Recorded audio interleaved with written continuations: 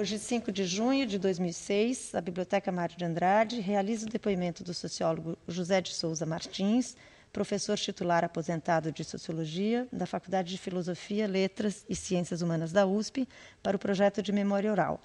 Iniciativa esta que vem sendo desenvolvida pela instituição com o objetivo de resgatar a sua história de uma forma matizada, através de narrativas orais dos seus mais diferentes protagonistas, antigos funcionários, diretores, colaboradores, pesquisadores, artistas e intelectuais.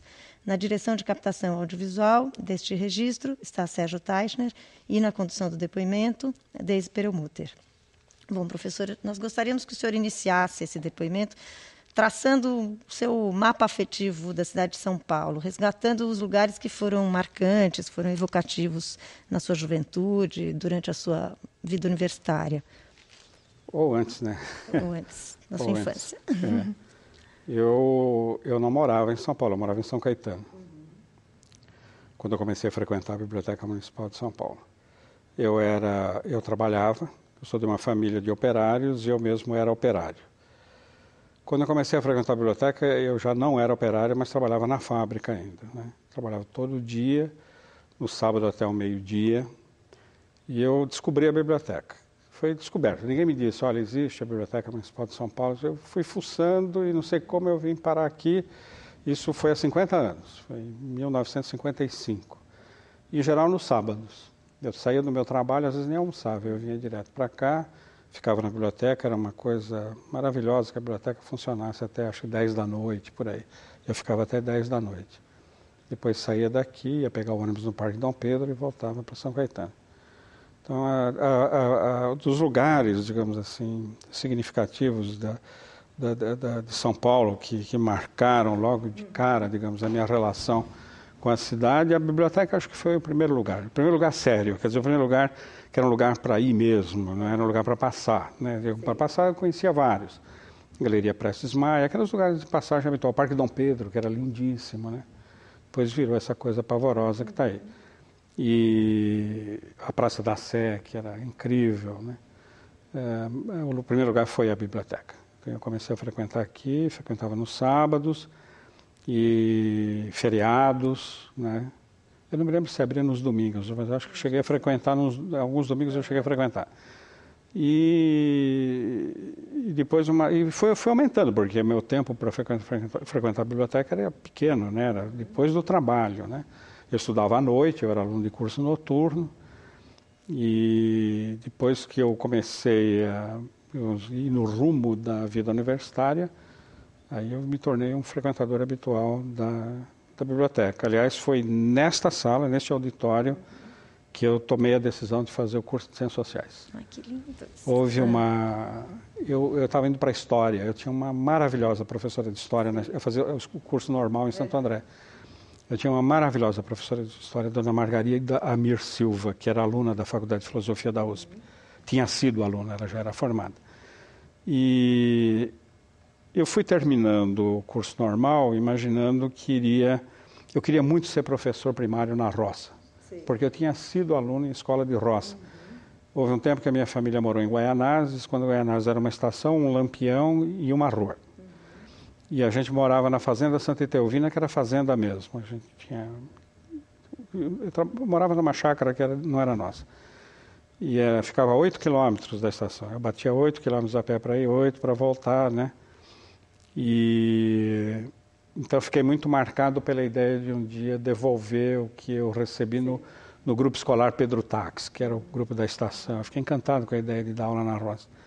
Então fui para o curso normal e para mim a vida de formação terminaria aí. Eu ia para a roça, eu ia fazer o concurso, que era o único jeito de entrar no magistério, ia para a roça. Mas eu fui mordido pela professora de Sociologia, que era a dona Araci Ferreira Leite, né? Excelente professora, e pela dona Margarida Amir Silva. A dona Margarida me convenceu, é a história mesmo, né?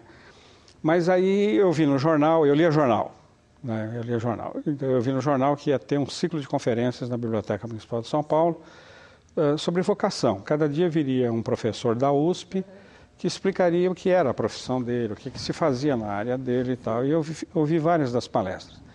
E a palestra que me tocou não foi de alguém da área de Ciências Sociais, né? Foi da dona Noemi Silveira Rudolfer, que era o grande nome da psicologia na USP, da psicologia social. Quando ela fez o discurso da psicologia social, bem aqui nesse auditório, eu me lembro, eu estava sentado por ali, eu falei, é isso aí. Né? Aí optei pelas ciências sociais, comecei a me preparar, a minha professora de sociologia já tinha dado várias coisas para eu ler. Quando eu vinha à biblioteca aqui, eu dava uma fuçada nas coisas que não eram as coisas da escola que eu estava fazendo, mas coisas que eu já fui enfiando o nariz por onde poderia ser o terreno da sociologia. O senhor lembra quais eram esses títulos que o senhor descobriu aqui, garimpou? Não, eu não lembro exatamente, não lembro. Eu sei que eu li O Homem, de Ralph Linton, na própria Escola Normal, que é uma coisa que o pessoal não lê hoje, né? Que era o grande manual de antropologia. Sim. E um pouco em função da bibliografia do Linton. O livro do Linton foi publicado numa coleção da Livraria Martins, que fechou depois, que era uma coleção destinada a estudantes de ciências sociais da universidade. Tinha várias coisas, Redfield e outras. Eu tenho a impressão que eu andei passando por aí. Quer dizer, eu fui na pista da informação que eu tinha. A informação básica era a informação do Linton, né? O que estava traduzido. Eu conseguia ler francês razoavelmente porque eu tinha tido uma excelente professora de francês no ginásio noturno. Lia o inglês com muita dificuldade, lia o espanhol bastante bem, bom, isso qualquer um lê, com um pouco de esforço acaba lendo. E então eu já conseguia me movimentar. Mas nesse tempo aconteceu uma coisa importante. Eu resolvi, como eu tinha feito uma primeira opção por história, me veio à cabeça uma história maluca que seria de escrever um livro sobre a história de São Caetano.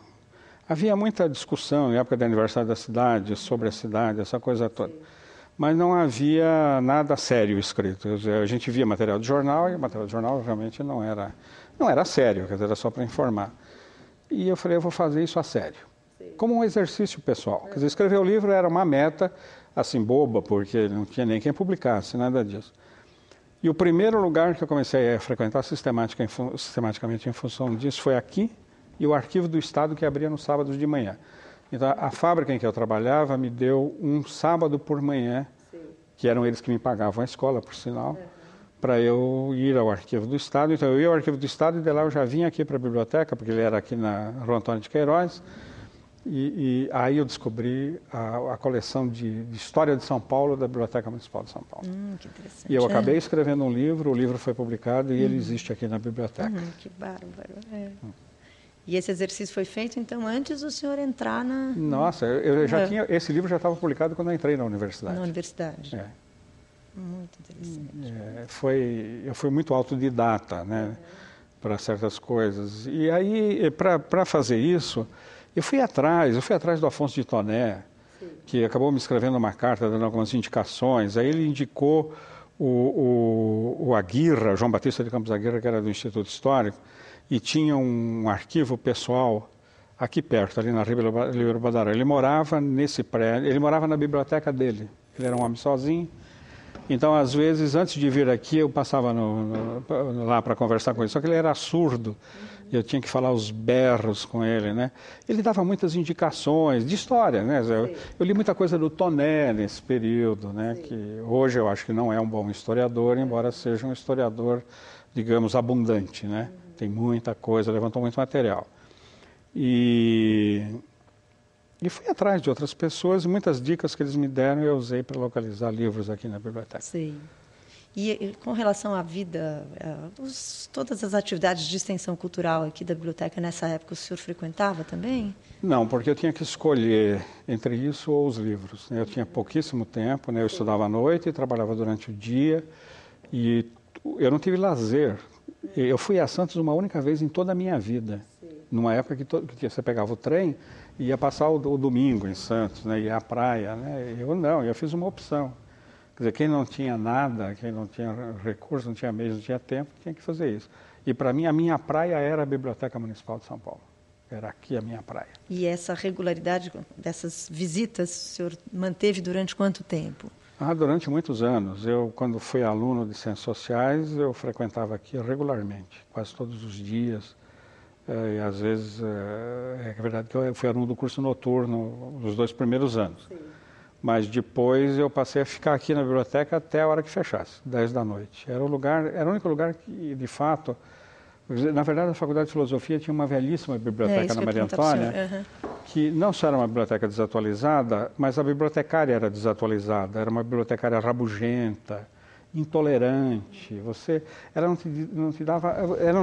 não punha o livro na tua mão com boa vontade. Então, ninguém ia à bibliblioteca.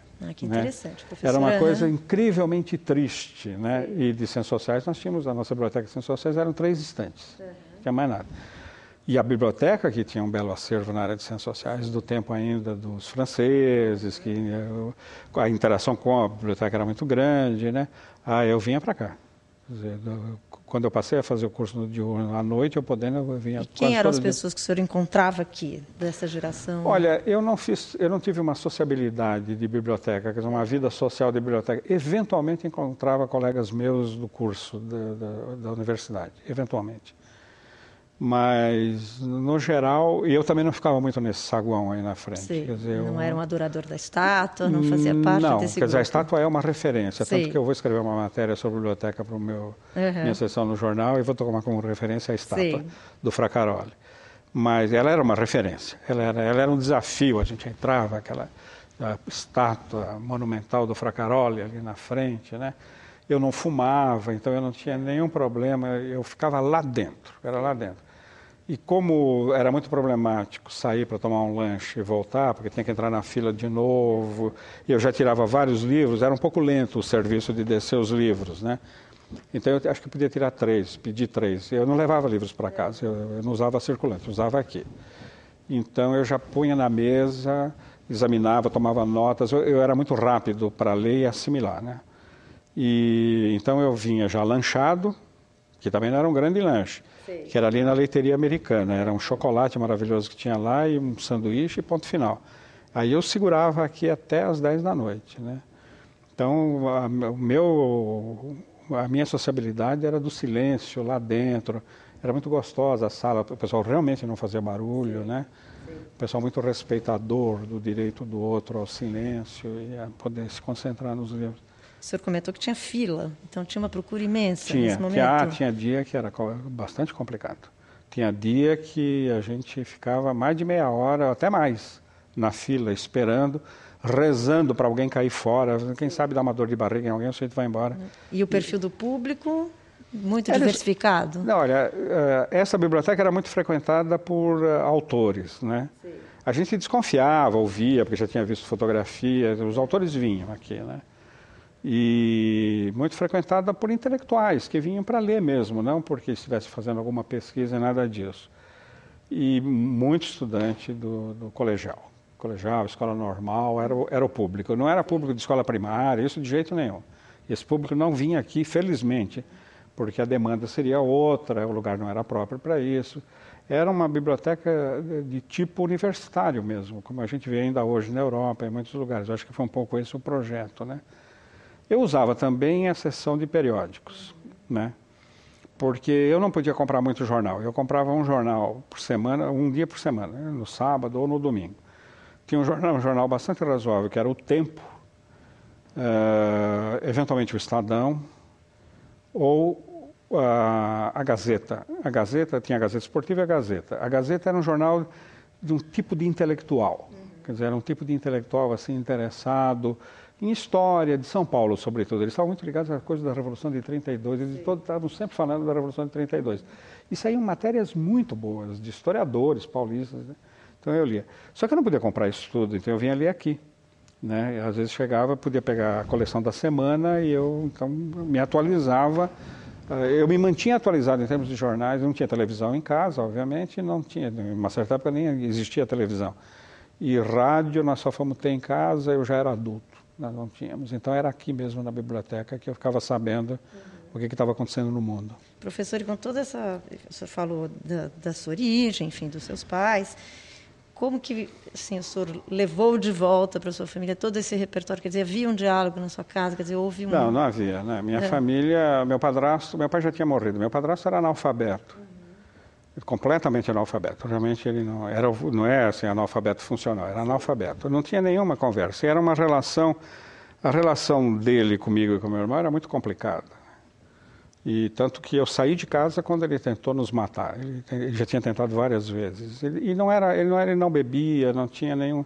Mas tinha uma relação... Eu hoje tenho uma ideia do que foi...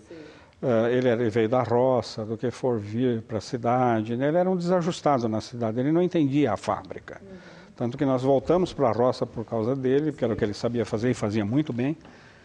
E o meu interesse pela cultura caipira vem muito dessa convivência com ele, mas era um homem que não falava, nós não conversávamos sobre coisa nenhuma, nem na mesa. E com a sua mãe? Com a minha mãe também não. Minha mãe também não teve escolaridade, ela sabia ler e escrever. Ela sabia ler e escrever mais ou menos, né? E não lia, né? Os livros que havia em casa eram os livros que... Meu pai tinha o equivalente a ginásio quando morreu. Então, tem uns velhos livros que eu li, reli, etc., que ele deixou. Então, em casa, esse mundo da Biblioteca Municipal de São Paulo não entrava. Não tinha com quem conversar sobre isso. E com seu irmão? Com meu irmão também não, porque meu irmão fez uma opção, que era a opção natural na família. Ele decidiu ser um operário qualificado. Sim. Então, ele foi para a Escola Getúlio Vargas, que era a melhor escola industrial que se tinha. Era ali o Liceu de Artes e Ofícios. E tudo para ele era técnico, para ele interessava era perspectiva, não sei o que lá mais, não sei o que lá mais. Ele se tornou um grande profissional. Ele foi um dos primeiros ferramenteiros especializado em ferramentas leves de alta precisão. Então, poesia, eu gostava de poesia, eu lia poesia aqui. Essas coisas eu era um solitário nesse sentido. Eventualmente, amigos de escola, que também não frequentavam, porque era muito longe, para a Vila de São Caetano, aqui era longe, né? Eu era uma raridade, né? Uma raridade lá no meu meio, no meu pedaço, né? E quando você entrou na universidade? Aí já era diferente, quer dizer, aí eu tinha colegas que frequentavam a biblioteca, né? Às vezes a gente se encontrava aqui, então quando saía, mas todo mundo economizando tempo, então não podia ficar batendo papo aí no saguão, nem podia sair para voltar, porque sair para voltar significava ficar batendo papo de novo, né? Então a ideia era sair no fim. No fim a gente sempre saía e ia parar de novo na Leiteiria Americana, que era uma instituição, né? Tomar um chocolate antes de ir embora, bater um pouco de papo e tal.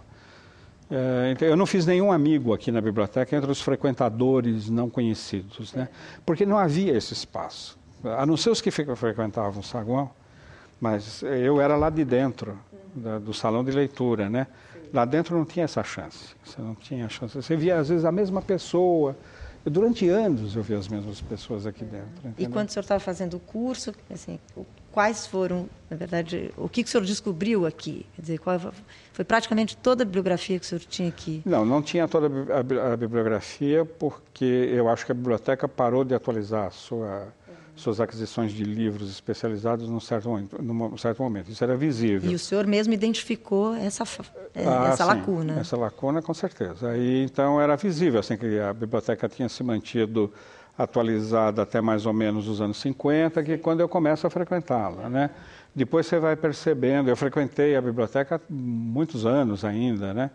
Tem um dos meus livros, O Cativeiro da Terra, eu escrevi todinho baseado no material existente aqui na biblioteca. Sim.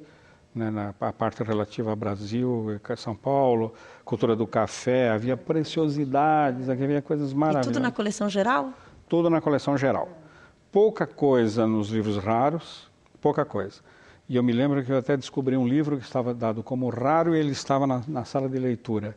Sim. E a reedição, que todo mundo podia comprar num sebo, estava na sala de livros raros. E eu informei, acho que informei por escrito, falei, olha, tem uma troca, um equívoco aqui, é melhor deixar aquela que está lá em cima, vocês trazerem para cá, e essa aqui, que é uma raridade, vocês levem para lá. Mas toda a minha pesquisa foi feita aqui na biblioteca para esse livro, O Cativeiro da Terra. E, professor, quando que a biblioteca universitária passa a se modernizar, passa a ser uma referência mais importante do que a biblioteca municipal? Não foi no meu tempo de estudante. Sim. Eu sou do tempo da Maria Antônia, a gente saiu de lá sem biblioteca, veio para cá sem biblioteca. Nesse meio tempo, a gente supria comprando livros, né? Então era escolher almoçar ou comprar um livro. Eu fiz muito isso, né? Tinha que comprar. Aí havia uma cooperativa na Faculdade de Filosofia, fundada pelo professor Teodoro Maurer, que era de letras. e pela professora Diva Pinho. Aliás, vocês deviam entrevistá-la. Diva Benevides Pinho, que hoje é uma pintora, ela é economista, mas é uma pintora, foi minha professora de economia, uma pintora consagrada. E eles montaram então uma cooperativa onde a gente pagava uma pequena taxa e podia comprar os livros, eles até importavam livros, com grandes descontos. Então o básico, eu comprava o básico, né? Havia muito a coisa de emprestar livro um para o outro, quem tinha emprestava para o outro. E aí completava um pouco aqui, tinha ainda algumas coisas dos clássicos, né? Que o clássico é sempre clássico. E o que eventualmente tinha na nossa pequeniníssima biblioteca, que tinha algumas coisas básicas, né? E os professores muitas vezes mimeografavam, aquele mimeógrafo a álcool, eles traduziam, ou nós mesmos traduzíamos e se copiavam em mimeógrafo a álcool os textos para ler, porque senão a gente ficaria sem. Foi uma época muito pobre em termos de recursos bibliográficos para todos nós. A Biblioteca Municipal já não era tão atualizada, não era atualizada de fato, a nossa também não era, né? E nem tínhamos assinaturas das revistas mais importantes, isso a Biblioteca Municipal também não tinha. Né? Isso que é mais final da década de 50, não? Não, aí já é a década de 60. Sim. 60, virando para 70, aí eu acho que o período da crise aqui da biblioteca, que é quando, para mim, começa a ficar desinteressante como um lugar para frequentar regularmente, é nos anos 70, virando para os anos 80. Né? Esse é um período em que a biblioteca perde o perfil histórico dela. Né? Isso era visível, a gente começa a sentir há um certo abandono da biblioteca, você sentia esse abandono nas instalações, né? O serviço começa a ficar muito burocrático, lento, e aí então, havendo possibilidade de encontrar as coisas em outro lugar, ia para outro lugar.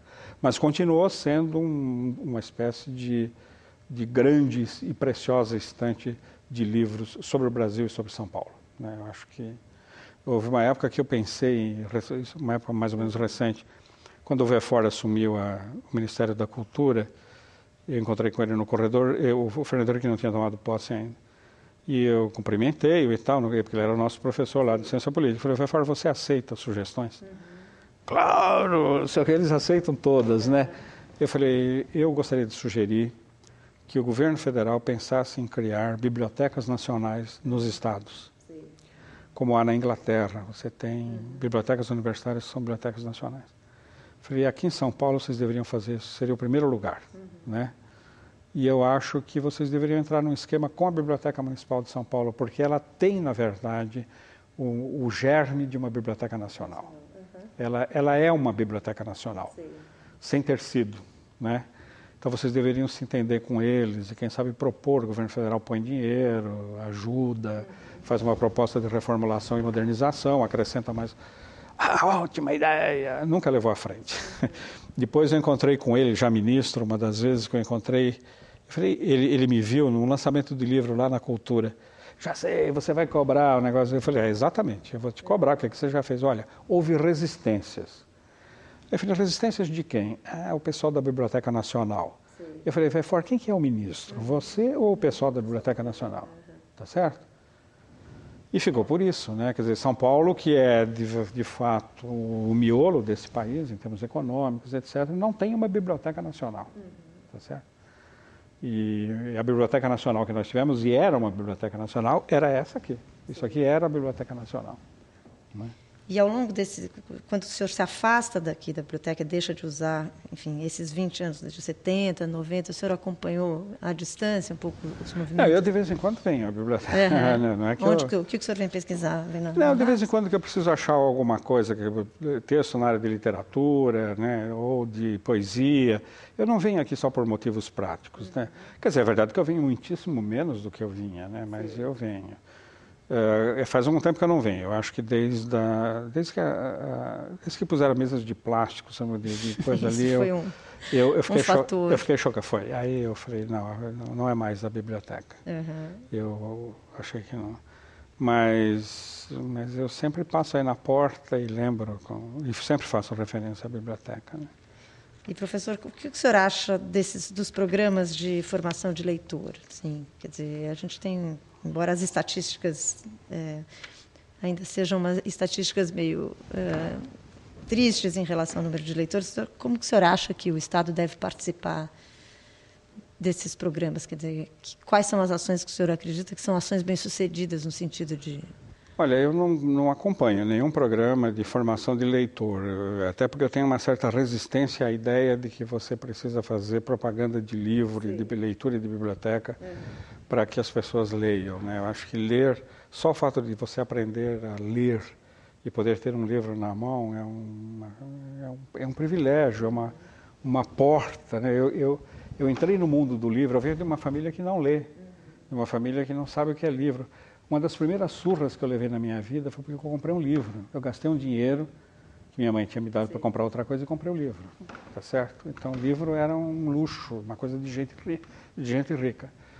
Então o fato de ter acesso a livro, para mim, sempre foi um privilégio. Então você não tem que fazer programa de formação de leitores. Na verdade, eu reconheço que sim, que tem, porque hoje o livro tem que concorrer com outros meios de comunicação, que são sensivelmente inferiores em termos de conteúdo e de qualidade, né? São muito atraentes, mas não têm substância, né? Porque não te fazem pensar, né? O livro te desafia, te convida a pensar. Eu acho que os programas podem ser interessantes, depende de como se propõem os programas, né? Mas estimular os alunos a lerem coisas... Há tanta coisa interessante para se começar a ler, né? Para começar a ser leitor, né? Não precisa dar Camões, né? Os Lusíadas logo de cara, né? Que é um pouco, no meu tempo era um pouco assim. Não, se você quer ler em língua portuguesa, começa pelo Camões. Não comece pelo Camões, tá certo?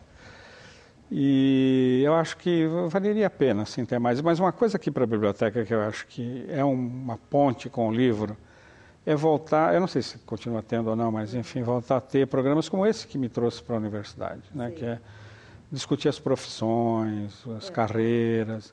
O que faz um escritor, né? Eu já não estou pensando nem em ciências, nem nada disso. O que faz um poeta, né? Na Feira Literária de Paraty, você tem isso, né? Com aquelas tendas, aquela coisa. Eu fui convidado há 2 anos, eu fiquei encantado. Estava lá. Você estava lá, Foi né? uma mesa eu fiquei encantado com aquelas crianças lendo, recitando Guimarães Rosa na praça. Sabe, eu falei, e elas não estavam fazendo isso teatralmente, no sentido de que a professora mandou fazer, ela fez. Sim. Elas estavam deslumbradas com os textos, e Guimarães Rosa não é sopa, tá certo? Elas perceberam a poesia da palavra, só a palavra já tem a poesia, né? Eu acho que esse tipo de coisa tinha que ser feito, né?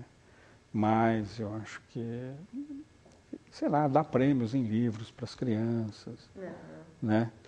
E como que uma biblioteca como essa poderia participar desse processo de sensibilização? Porque a gente está bem nesse momento de inflexão, então eu acho que a gente, na verdade, está resgatando essas memórias até para a gente saber qual que é o potencial da instituição nesse momento, quer dizer, para onde a gente tem que canalizar os nossos esforços.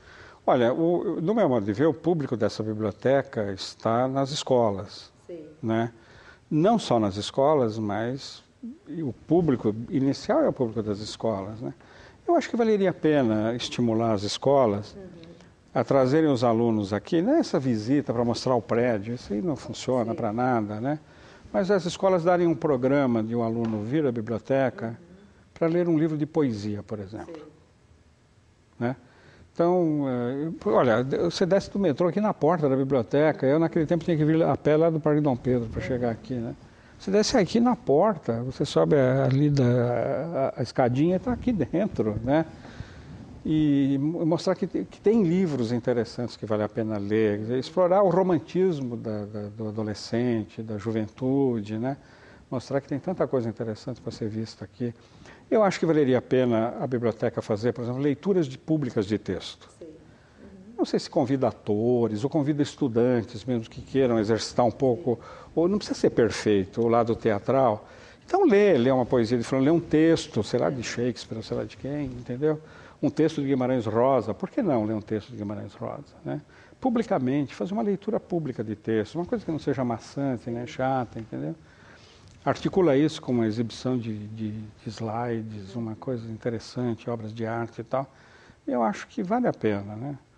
E a minha tese em relação, por exemplo, a meninos de rua, né? Eu acho que este país é desonesto com as novas gerações. O país como todo, não é o Estado só, né? Porque o menino de rua que está cheirando cola aqui no Anhangabaú, que você vê, né? Ele poderia ser um escritor, ele poderia ser um médico, ele poderia ser um cientista, né? Quer dizer, a vida, porque essa sociedade não oferece alternativas desse tipo, ele acabou caindo lá, porque era o que estava lá disponível e fácil. Por que a minha tese é que a gente tem que disputar com a droga, com o traficante, tem que disputar, fazer discurso policial sobre isso. Se resolvesse, o problema já estaria resolvido, né? Não é que não tenha que ter ação de polícia, mas tem que ter outras coisas. Eu acho, por exemplo, que o livro, a biblioteca e a leitura têm que ser mostrados e propostos como algo muito mais interessante que todas essas outras alternativas, né?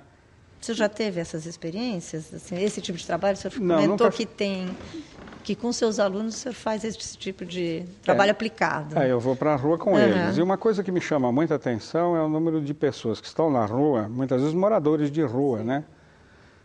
Que ficam interessados na aula que eu estou dando na rua e começam a acompanhar o grupo. E vem questionar, vem fazer perguntas, eu respondo as perguntas, eu peço para os alunos também responderem. Eles ficam um pouco assustados, às vezes a pessoa diz, que merda é essa, né? Então já ficam assim, né? Puxa, não é o nosso departamento. Falo, é o departamento, entra no jogo da conversa e discuta, né? Explique, diz o que você pensa, pergunta o que ele pensa. Tem muita poesia na rua. Existe uma pessoa que até deveria se transformar no homem símbolo de qualquer biblioteca. É aquele que ali na Pedroso mora na ilha e escreve livros. Ele escreve livros e dá os livros, os manuscritos para as pessoas. São livros, as memórias dele. Ele é um sujeito que foi internado em hospital psiquiátrico e tem uma consciência muito aguda da violência da psiquiatria e tal. E ele fala muito, as crianças vão lá conversar com ele. E ele dá os originais dele para as crianças, né? Esse homem é um monumento vivo ao livro. É o único país do mundo que tem a estátua do livro. Ele tá certo? Porque ele escreve na praça. Eu acho que essa biblioteca tem, até por força da monumentalidade do prédio, ela tem características de igreja, né? Não o prédio, quer dizer, como instituição. Sim. Então, as pessoas sabem que ela está aqui. Entendeu? Você não vai na igreja todo dia. Certo? Tem gente que não vai nunca. Mas você sabe que está lá, né? Se um dia você precisar, você entra, senta lá, medita um pouco. Eu faço isso de vez em quando. Hoje eu faço menos, porque eu tenho mais dificuldade para caminhar, mas eu fazia muito um percurso aqui no centro, uma passeada, passava pelas igrejas, eu gosto muito da igreja de São Bento, e a biblioteca entrava no meu roteiro. Era um dia, eu tirava um dia para essas coisas, né? Aí eu me dei conta, quer dizer, eu vou à biblioteca, na verdade, porque aquilo é uma igreja, né? Quer dizer, há uma, como é que a gente poderia chamar? Uma certa sacralidade do lugar, é nesse sentido, né? Quer dizer, essa coisa do livro, né? Eu sou de uma geração para a qual o livro é místico, né? O livro é um objeto de respeito, né? Havia duas coisas que na minha cultura de juvenil eram objeto de respeito, o pão e o livro. Se o pão caísse no chão, a gente beijava e comia, né? Porque era o cúmulo do pecado. E um livro rasgado era uma coisa assim que deixava a gente em pânico, né? Alguém rasgar, estragar. Eu encapava livros, né? Imagina, para preservá-los contra a oleosidade da mão e tal, né? E então a biblioteca tem muito disso. Eu acho que para muita gente nessa cidade. É que vocês não têm como avaliar isso, ninguém tem, né? Mas por aqui passaram milhares e milhares de pessoas que ficaram numa relação não é de débito, mas de... Olha, débito nesse sentido, muito do que eu sei eu aprendi ali, né? Eu acho que isso está na cabeça de muita gente. Se você se for a televisão e disser, olha, convocar as pessoas que já, para se reunirem um dia. Isso é bem interessante, né, na biblioteca. Organiza qualquer coisa, lê um texto, convida uma dessas figurantes que tem boa voz para ler um texto, uma coisa simples, um texto. Lê um texto, valorizar o livro. Eu duvido que isso aqui não fique cheio com gente transbordando lá por fora. Quer dizer, se você deve, na sua formação, alguma coisa da Biblioteca Municipal, apareça de até às tantas horas. Isso né? É muito interessante. Venha nos visitar. Uma chamada pública. Eu acho isso fundamental, né? Eu acho que muita gente virá, muita gente. que o senhor acha, o senhor falou da sua geração, essa relação sagrada com o livro como professor? Como o senhor vê isso hoje com relação aos seus alunos? Qual que é a grande diferença, quer dizer, a continuidade ou descontinuidade em relação à maneira como vocês se relacionaram com o conhecimento e como os seus alunos hoje? Eu acho que não houve propriamente uma mudança substantiva, a não ser no seguinte, né? As bibliotecas se tornaram muito mais abundantes do que eram. Hoje você tem muito mais livro disponível, livros de boa qualidade, na própria universidade, né? E ainda tem bibliotecas como essa, e provavelmente muita gente vem aqui de vez em quando para ler certo tipo de livro, né? Então eu acho que inclusive há uma valorização da biblioteca e do livro. As nossas bibliotecas na USP, por exemplo, estão sempre cheias de gente. É raro você chegar e aquela biblioteca está vazia. É muito raro, né? Como acontecia com essa aqui. Aqui era um problema. Quer dizer, das 8 da manhã, sei lá que hora que abria, até as 10 da noite tinha fila. Não é que tinha fila só numa certa hora, tinha fila sempre, né?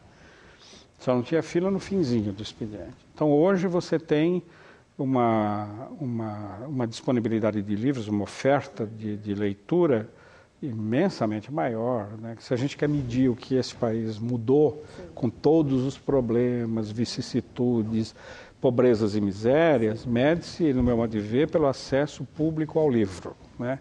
É isso que diz o que a gente ganhou, o que a gente perdeu.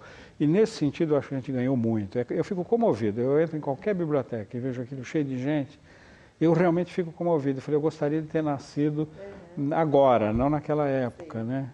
E eu fui a Cuba uma vez e fui visitar aquelas escolas do Parque dos Pioneiros, que é uma coisa absolutamente fantástica, com todas as críticas que eu mesmo faria ao regime e tudo mais, né?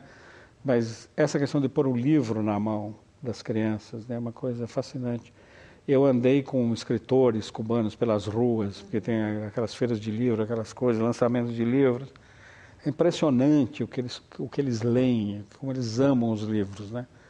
E nós temos esse fenômeno aqui no Brasil, né? A gente vê, você vai por tudo quanto é lugar. Eu conheço o Brasil inteiro, por causa de pesquisa, então eu viajei o Brasil todo e conheço, não é de uma vez e nem ir por turismo, né? E em todo lugar você vai, as pessoas estão ligadas ao livro. Você poderia dizer, é menos do que poderia ser com o número de livros disponíveis hoje, né? Mas proporcionalmente ao que foi... não há discussão possível. As pessoas têm livro em casa, né? Eu já encontrei bibliotecas espantosas no meio da selva, na Amazônia, livrarias, né? Nem que seja na sacristia de uma igreja, não é livro religioso, né? E as pessoas querem ler, as pessoas vão lá, né? Tem coisas muito incríveis acontecendo. Quer dizer, o livro entrou de fato digamos, no imaginário da população e entrou bem, quer dizer, entrou como uma coisa boa, né? De modo que eu vejo muito positivamente isso. Eu acho que os alunos valorizam, os alunos se inquietam quando um livro é danificado, porque infelizmente isso acontece, né? E leem, se interessam, frequentam a biblioteca. Enfim, eu acho que houve uma mudança qualitativa. Positiva, muito positiva. Sei. E em relação aos seus alunos, voltando um pouco a essa questão da produção do conhecimento, o senhor fez parte de uma geração onde esse saber foi urdido na experiência coletiva, justamente através dessas referências, uma pessoa passando para outra, sim. As indicações, com muitos grupos de estudo, com muita experiência de troca. Como que o senhor vê isso hoje? Hoje é muito menos, né? Até porque o pessoal não precisa disso, nós precisávamos, né? Nós fazíamos, existia na minha turma, na Faculdade de Filosofia, uma coisa que certamente não existe mais, foi sugestão de um professor, Ottaviani. A gente não podia comprar os livros, porque eles eram importados. Os nacionais, fazendo um esforço, dava, mas a maioria dos livros eram importados, não dava para comprar. No Brasil tinha a vigência de uma lei burra que dizia que o dólar para o livro era um dólar mais alto para evitar concorrência. Que concorrência você pode ter na maioria dos livros publicados lá fora que nem são traduzidos aqui. Vão concorrer com o quê? Com nada. Então o livro ficava impossível, né? Então nessa época o Iane sugeriu que, bom, um compra o livro, né? E ele lê o livro. Também a gente tinha tempo, o problema de leitura, de tempo era grave. Então, uma boa parte das coisas vocês podem suprir se um ler e vocês se reúnem uma vez por semana e ele conta para os outros, ele expõe o texto, tá certo? Quer dizer, o livro vira um livro falado. É claro que através do filtro de alguém que não é um especialista. Mas a gente fazia isso toda semana, a gente tinha um dia por semana para poder compartilhar leituras, né? E às vezes tinha 2 que tinham lido, 3, então aí tinha um debate para saber se aquela leitura era mesmo ou não era, né? Então é a criatividade, né? Quando a gente não tem que inventar, né? E funcionava muito desse modo. Sebo, né? Comprar livros em sebo. Depois houve isso eu descobri ainda estudante. A Unesco tinha criado o bônus da Unesco, que era um cheque, uma espécie de cheque, parecido com cheque de viagem. Era um dinheiro da Unesco, só para comprar livros no exterior. Então eles te mandavam uma lista de livrarias no mundo inteiro e você comprava o livro sem esse acréscimo que o dólar oficial impunha no Brasil. O bônus da Unesco era vendido na cidade universitária, num barracão que tinha lá do IBEC Unesco. E claro que não dava para comprar tanto assim, mas eu, sempre que eu tinha um dinheirinho sobrando, eu ia lá e comprava. E eu comprei muito livro em sebo nos Estados Unidos, ou ponta de estoque, livros que eu precisava. Eu lembro sempre de um, que era, eu não me lembro o nome do autor, ele era livro de referência. Textbook of Logic. Era encadernado, bonito uma edição. Eu comprei num sebo desse, o livro zero, lindo, por $1, né? Quer dizer, $1 não pagava o papel do livro, né? Com bônus da Unesco. Quer dizer, eu escrevia para lá, eles mandavam um documento dizendo o livro tal custa tanto e tal, eu punha no correio, ia pelo correio, e eles me mandavam o livro. Durante um tempo isso isso reduzia muito o preço do livro, né? Depois os professores se desinteressaram, os alunos também não tinham mais interesse e deixaram de usar esse recurso, aí também as livrarias começaram a proliferar, né? E eu ia, por exemplo, muito à livraria francesa só para ler os livros lá, né? Porque, obviamente, eu não podia comprar os livros, né? Então, para livros franceses na área de história, ciências sociais e literatura, era... E o Monteiro, que era o dono da livraria, tinha colocado umas poltronas, e a gente passava o dia inteiro lá. A gente ia lá no sábado e ficava o dia inteiro lendo. Essa coleção deles, a biblioteca tinha essa coleção dos clássicos franceses? Não tinha. Tinha alguns, mas não tinha todos. A biblioteca chegou a ter, enquanto os velhos franceses estavam aqui, Sim. E provavelmente eles tinham muito contato com o Sérgio Millet, com o pessoal da biblioteca, e eles recomendavam, faziam sugestões. E a biblioteca comprava. Essa biblioteca já foi muito rica, ela foi e de muita prontidão para comprar livros, né? Mas quando eu entrei na faculdade, já os franceses não imperavam mais. Então, o que existia aqui era o que os clássicos são clássicos sempre, então esse não era o grande problema, né? Então, a gente podia usar os clássicos, mas não ter as versões atualizadas das discussões sobre aqueles temas teóricos. O senhor chegou a ter contato com o Sérgio Millet? Não, nunca tive. Não conheceu os modernistas? Eu fui leitor das coisas dele, não. Porque tinha uma edição, a prefeitura o Departamento de Cultura tinha uma belíssima coleção de textos. E nesse tempo eu conheci o Nuto Santana, que era o diretor do Arquivo Histórico, era da Academia Paulista de Letras, e foi quem prefaciou esse meu primeiro livrinho escrito aqui na biblioteca, né?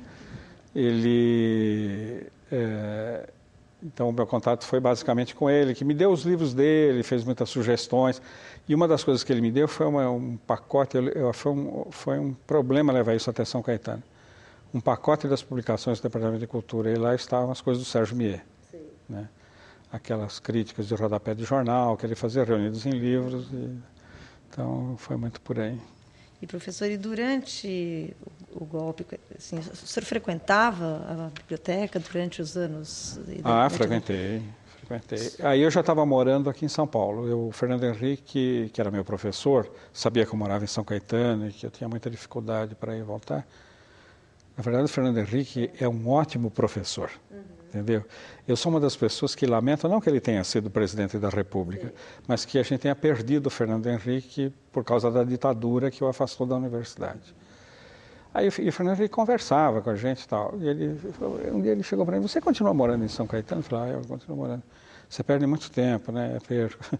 falou, olha, a faculdade vai montar está alugando uma casa aqui na Rua Piauí, perto ali da Maria Antônia, e tem um quartinho lá. E a casa vai ficar assim, sem ninguém, vai montar um centro de pesquisa. Se você quiser morar lá, nesse quartinho, tudo bem, você vai ganhar 4 horas por dia, né? Aí eu falei, eu quero ver. Ele tinha um fusquinha azul, aí ele me levou lá, mostrou, na verdade era uma despensa.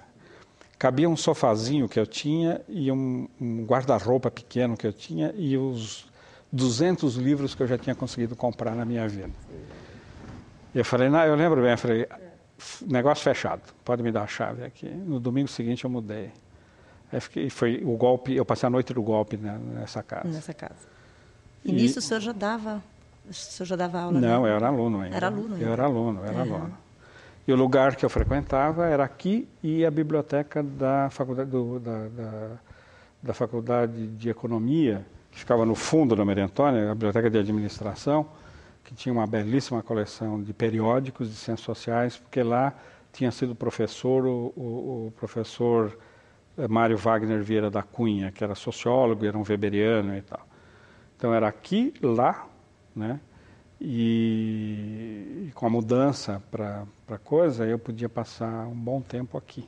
Né? Isso aqui era pertinho, né? Da Piauí aqui, São Caetano e aqui, eu estava dentro da biblioteca. E durante esses anos, como é que foi a produção intelectual do senhor? De 64, 68? Bom, eu me formei em 64, no fim de 64. Eu sou da turma do ano do golpe, né? A nossa formatura foi no Teatro Municipal, como eram todas da Faculdade de Filosofia. O Paranin foi o professor Florestan Fernandes. O Fernando Henrique já tinha ido para o Chile. Ele foi o primeiro a ser procurado pela polícia lá na Maria Antônia. Foi o primeiro, eles foram atrás dele em primeiro lugar. Imagino que é porque ele era um homem assim, de muita atividade política, afinal, em torno da questão do nacional desenvolvimentismo e tudo mais. Muito ligado ao Darcy Ribeiro, que era o chefe da Casa Civil do Jango, e era filho de um general nacionalista que tinha sido apoiado pelos comunistas, quando foi candidato a deputado federal aqui em São Paulo. Então, foi o primeiro. Eu me lembro, eu estava na sala, eu estava numa salinha ali, a hora que eles chegaram, eu bati o olho e desconfiei, essa gente não é daqui, né? Então, na nossa formatura, o Fernando Henrique não estava, mas o Iane foi o patrono, que tinha o patrono, e o Florestan foi o paraninfo, né? Nessa altura eu já tinha um projeto para o meu mestrado, não chamava mestrado na época, e o Iane ia ser o orientador. Na verdade o orientador era o Florestan, mas o Iane era um pouco confuso esse quadro de orientadores. E eu já tinha começado a minha pesquisa no campo mesmo, a minha pesquisa no mundo rural e tal, né? E muita coisa de referência mais específica sobre o Brasil, a realidade do campo, o caipira e tal, eu encontrei aqui na biblioteca. Em relação à censura nas bibliotecas, o senhor teve conhecimento se isso existia? Não, eu acho que isso não existiu. Não, eu acho que isso não existiu. Se alguém disser que existiu, para mim é uma surpresa, porque isso não existiu. Não existiu por várias razões. Os militares eram muito burros, vamos falar aqui entre nós. Não é que a categoria seja, mas eles são de quartel, eles não são de ler, entende? Isso era bastante visível, assim, pelos discursos que eles faziam, não era gente do mundo da literatura. O único que tinha uma certa formação literária era o Jarvis Passarinho, que era coronel e continua escrevendo até hoje, escreve bem, a cultura dele é uma cultura um pouco estilo antigo, mas é deliciosa, porque ela é muito rica literariamente. Os militares não estavam interessados nisso, né? Então, o problema, eles nem interferiram na publicação de livros, né? Que é uma coisa que em outros países aconteceu. Aqui não, as pessoas podiam publicar o que elas quisessem. Havia problemas com revistas, mesmo. Eu fui um dos editores de debate crítica, junto com o Florestan e o Jaime Pinsky, que na verdade foi a ideia do Jaime, e nós conseguimos publicar a revista, que era uma revista de tipo acadêmico, feita fora da universidade, e a revista foi pensada para juntar os professores caçados com os que ficaram. Só que os que ficaram, a maioria não quis saber, então nós nos reunimos na casa do Jaime Pinsky e publicamos a revista. Aí um belo dia veio, já estava funcionando o ato 5, a ordem para ir a Brasília e submeter a revista à censura prévia. Sim. Nós nos recusamos, avisamos a Polícia Federal que não e fechamos a revista. Fechamos, esperamos uns meses e abrimos a mesma revista com outro nome e conseguimos publicar durante mais de 2 anos. Que apareceu com o nome de Contexto, mas é a mesma revista. Que ótimo. O formato é o mesmo. A gente deu uma mudada assim, um pouco no corpo editorial, nisso foi sugestão do Florestan.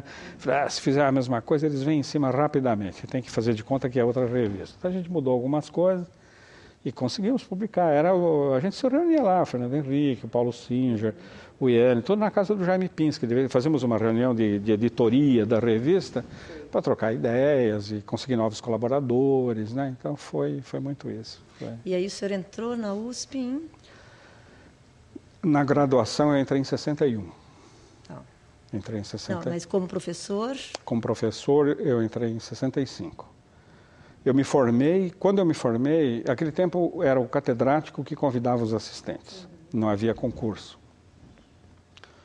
E era uma coisa a cátedra era feudal mesmo, quer dizer, era uma coisa do senhor feudal.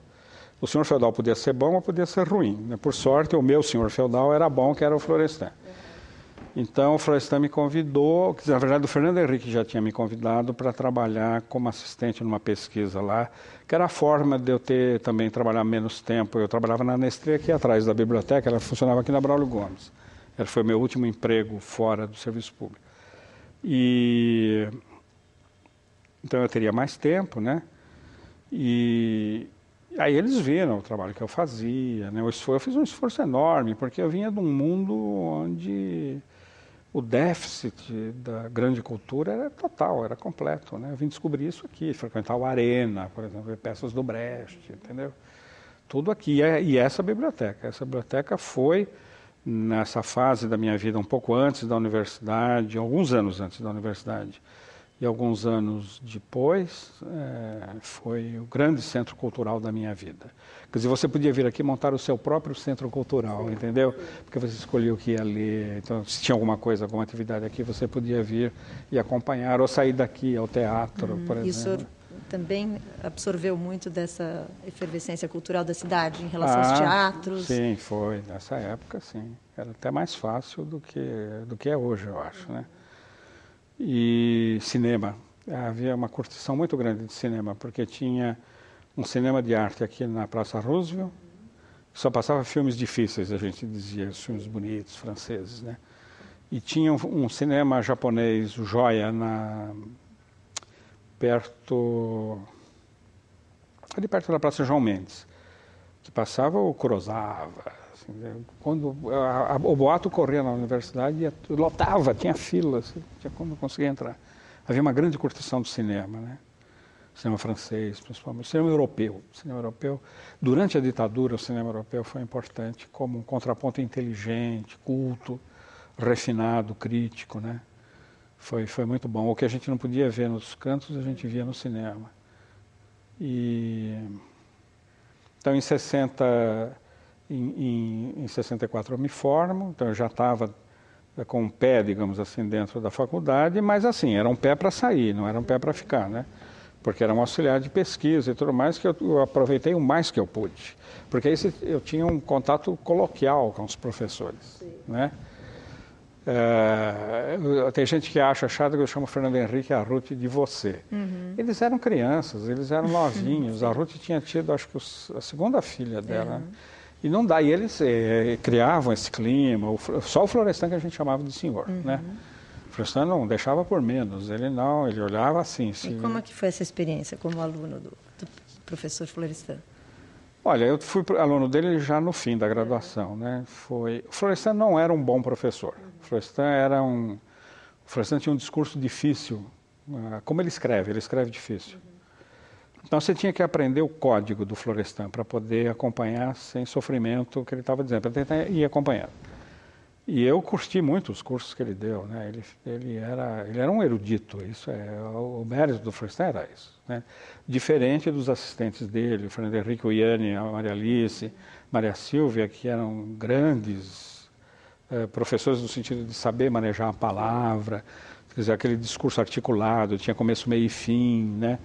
E o discurso do Florestan era cheio de parênteses para esclarecer e tal. E isso era difícil de acompanhar, mas você sabia que tinha um conteúdo grande. No começo foi um pouco difícil, depois ficou mais fácil, né? E ele não era um professor que se recusasse a voltar, a esclarecer e tudo mais. Então foi bem. Aí em 64 mesmo, que foi o ano da minha formatura, ele me convidou para ser assistente dele. E quando foi para o fim de 64, ele falou, olha, eu vou encaminhar o seu contrato. Eu falei, professor, o senhor não pode encaminhar o meu contrato. Eu não sou formado ainda, eu não terminei o curso. Ele ficou furioso comigo, deu uma bronca. Como que você foi retardar o fim do seu curso? Eu falei, professor, eu não retardei nada. Eu não fui reprovado em nenhuma disciplina, não perdi um ano de curso. Eu entrei há 4 anos, eu estou completando os 4 anos agora. Quer dizer, não poderia me formar antes, de jeito nenhum. Aí ele engoliu o negócio e quando foi, eu me formei em dezembro, né? Quando foi em abril, eu acho, de 65, saiu o meu contrato como assistente dele. Então aí já comecei como professor e fui ser assistente dele na sala de aula, porque eu fui originalmente trabalhar numa pesquisa do Luiz Pereira, essa foi a indicação do Fernando Henrique, mas o Luiz Pereira tinha uns altos e baixos, umas complicações, digamos assim, umas exigências de relacionamento que tornavam às vezes as coisas difíceis e de repente eu tive que me afastar do Luiz Pereira. E o Florestan foi direto, ele me chamou e falou, você vai trabalhar comigo na minha sala de aula. Eu vou dar aula, é o tal assistente mesmo, né? O assistente que assiste. Então eu acompanhava a aula dele e depois fazia os seminários com os alunos. E aí isso foi um privilégio. Aquele livro, A Revolução Burguesa no Brasil, saiu desse curso. Aliás, ele menciona isso lá, né? Eu aprendi para... Eu li livros que eu nunca leria nem amarrado. Por exemplo, Ordem e Progresso, de Gilberto Freire. Gilberto Freire é Casa Grande Senzala, Sobrados e Mucambos. Ordem e Progresso é um livro chatíssimo, é um livro sem conteúdo. Quer dizer, você precisa fazer um esforço enorme à luz dos 2 outros livros para poder... Falei, bom, onde é que ele quer chegar aqui, né? Um livro que foi muito criticado na época, Monteiro Lobato, todo mundo criticou aquilo. E eu li, eu entendi por que o Florestan quis que eu lisse. É um livro importante na trilogia do Gilberto Freire. E outras coisas que eu tive que ler em função do Florestan. Você precisa ler, você não pode ler. E como eu estava acompanhando o que ele estava fazendo, era possível. Então foi por aí que eu comecei. E, professor, o senhor havia comentado sobre essa vocação que o senhor tem de levar seus alunos para fora da sala de aula e sensibilizá-los em relação às questões do dia a dia, do cotidiano, ter essa sensibilidade. O senhor teve isso? Quer dizer, o Florestan foi uma referência nesse sentido? Não, o Florestan não. O Florestan era um acadêmico de tipo francês. Sim. E os outros também eram, os assistentes dele. Quer dizer, o curso era na sala de aula. Fora da sala de aula era a pesquisa empírica. E isso, sim, eles valorizavam. Não tem nada de ficar fazendo ensaio. Quem está começando faz pesquisa e escreve sobre a pesquisa que fez. Então, eu comecei a fazer pesquisa de campo assim, imediatamente, né? Já em 65 eu fui para o campo, fui para a roça fazer pesquisa. Não, eles não tiravam a gente para fora da sala de aula. A minha experiência de convidar os alunos para saírem, né, foi muito em função da experiência que eu tive, a experiência, digamos, clandestina que eu tive durante a ditadura, que foi a de dar cursos sobre o Brasil para trabalhadores rurais analfabetos, índios, etc. Eu viajei o Brasil inteiro. Eu ajudei a formar quadros que são hoje os quadros do MST, por exemplo, né? Com toda a crítica que eu hoje possa fazer ao MST. Mas eu me vinculei ao pessoal da Comissão Pastoral da Terra, que estava começando. Eles tinham acesso, através das igrejas locais, das paróquias, muito aberto, né, aos trabalhadores rurais, mas havia uma enorme necessidade de formação de quadros, né, lideranças, né. Estava se pondo o problema de abrir os sindicatos no campo. Já estava criada a Confederação Nacional dos Trabalhadores na Agricultura, mas os sindicatos locais não estavam estabelecidos nas regiões mais atrasadas. Ao mesmo tempo, havia uma enorme violência no campo, muito assassinato. E isso tornava tudo difícil, foi uma coisa muito complicada. Então eu dava todos os meus cursos em 6 meses aqui, e 6 meses eu ia não só para a Amazônia é legal, eu ia para muitos lugares do Nordeste, Sul do Brasil, dar cursos para isso, os chamados agentes sindicais ou agentes de pastoral. Aquela coisa assim meio clandestina, reunia na igreja para ser catecismo, ou então... Aí eu dei muito curso embaixo de árvore, curso no mato, não tem infraestrutura, lugares atrasados. E eu gostei dessa experiência de fazer de qualquer espaço uma escola. Você pode fazer uma escola em qualquer lugar, embaixo de uma ponte, qualquer lugar você faz uma escola. E eu dormia de qualquer jeito em qualquer lugar, levava a minha rede e um monte de caderno, de papel, pilha, gravador e tal, e dormia em qualquer lugar. Eu dormia embaixo de altar, dormia em tijupá de roça, no meio de um monte de arroz. Tá? Onde pintava, eu armava minha rede e dormia lá. E dei meus cursos, né? Dei cursos. Eu tinha que levar para esses estudantes que não tinham escolaridade básica, no geral, a mesma coisa que eu ensinava para os meus alunos na universidade. Né? Então, eu desenvolvi uma espécie de estratégia de ensino. É possível fazer isso, é incrível. Você não precisa ser alfabetizado para assimilar o grande conhecimento. Sabe, se você fala isso na universidade, até hoje a pessoa fala, você está equivocado. Eu falei, eu não estou equivocado. Não estou equivocado. Funciona. Você pode ensinar Machado de Assis para pessoas analfabetas, sem problema nenhum. Né? E elas vão gostar. Elas vão entender. Entendeu? Elas vão entender. E então eu fiz muito isso durante 20 anos. Durante 20 anos. Ensinei tudo que eu sabia para um monte de gente. Muita gente, muita gente. Era uma coisa tão grave que pelo menos 12 ou 13 dessas pessoas foram assassinadas nesses anos todos. Né? Não foram assassinadas por causa dos cursos que eu dei, obviamente, mas foram assassinadas porque elas já estavam envolvidas numa situação de confronto. Né? Pessoas que me hospedaram na casa delas, né? E foram mortas. Então era uma coisa muito adversa, uma situação muito, muito difícil. Aí, em função disso, eu falei, eu tenho que tirar meus alunos da sala de aula. Eles têm que saber que na rua tem gente, no sentido grande da palavra humano, né? E, por sorte, os alunos não resistiram. Os meus alunos sempre foram alunos, eu acho que isso é normal na universidade, não é só a experiência minha. Aquele aluno cheio de curiosidade, vamos ver no que dá. Pode ser uma besteira. Eu me lembro que uma vez um aluno falou para mim, nós fomos a Paranapiacaba. Foi um dia de chuva, choveu o dia inteiro. Nós andamos embaixo de chuva o dia inteiro para explicar como é que funcionava essa coisa do panóptico. Né? Não era toda hora que a gente podia estar lá dentro da casa do engenheiro, tinha que estar na rua. O pessoal todo molhado, alguns puseram um saco de lixo na cabeça, aquela coisa. Aí na hora de voltar, que a gente foi pegar o ônibus, um aluno falou, professor, agora eu sei por que todos os alunos dizem que o seu curso é um programa de índio. Né? Que era um pouco isso, de fazer essas loucuras, né? Mas eu nunca tive problemas eles não vieram. Eles sempre vinham, entendeu? Sempre vinham. E olha que era muito cansativo. Professor, o que me chamou a atenção, enfim, eu acompanho as suas crônicas do jornal, que, enfim, o senhor dirigiu todas as suas pesquisas, todas as suas obras publicadas, quer dizer, tem uma grande montante da sua obra que é ligada à questão agrária. E, ao mesmo tempo, o senhor tem uma tremenda sensibilidade, uma argúcia para falar sobre a cidade. Eu gostaria que o senhor falasse um pouquinho o que o senhor acha desse processo, desse esforço de revitalização do centro. O senhor é bastante atento a essas descontinuidades e, ao mesmo tempo, o que ainda é pujante na cidade. O que o senhor acha dessas iniciativas e como a biblioteca poderia participar desse processo? Olha, eu, na verdade, tenho essa dupla cara, né? A roça e a cidade, porque eu nasci no meio. Eu nasci e cresci no subúrbio e passei um tempo na roça. E o subúrbio é o lugar em que o campo e a cidade se encontram e se desencontram, né? Porque o subúrbio é o urbano inacabado, no fundo, tudo é incompleto no subúrbio, né? É o último lugar em que chega uma biblioteca, por exemplo, né? E, ao mesmo tempo, o subúrbio foi, hoje muito menos, constituído fundamentalmente por uma população que saiu da roça. Não teve condições de continuar trabalhando no campo.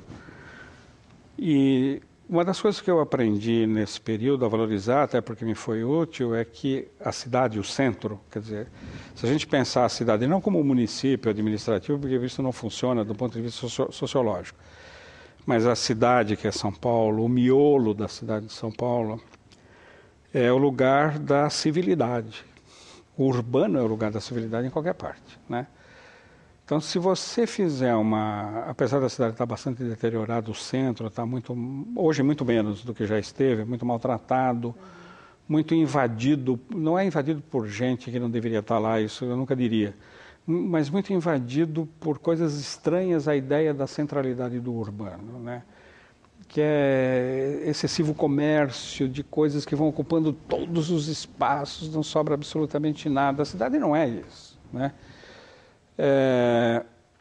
Então, no meu tempo de adolescente, a cidade tinha pontos demarcatórios de monumentalidade, que eram o que dizia para todas as pessoas que vinham à cidade, que vale a pena ir ao centro da cidade, né?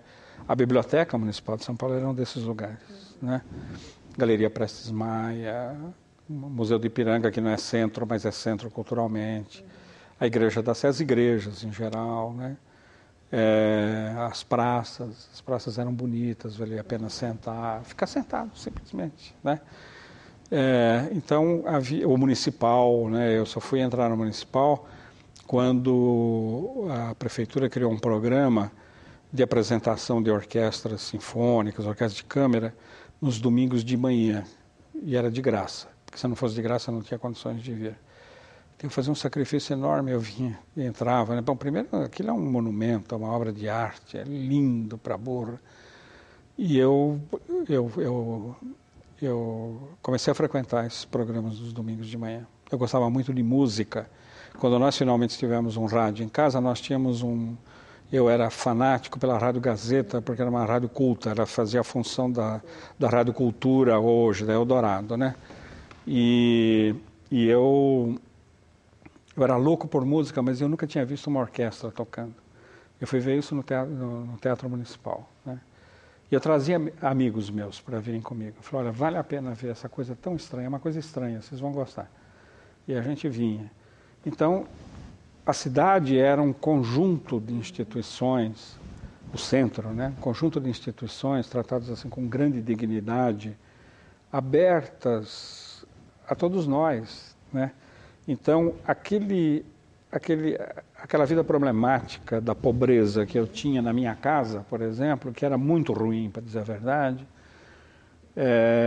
tinha uma compensação enorme nas visitas que eu fazia aqui à biblioteca. Sim.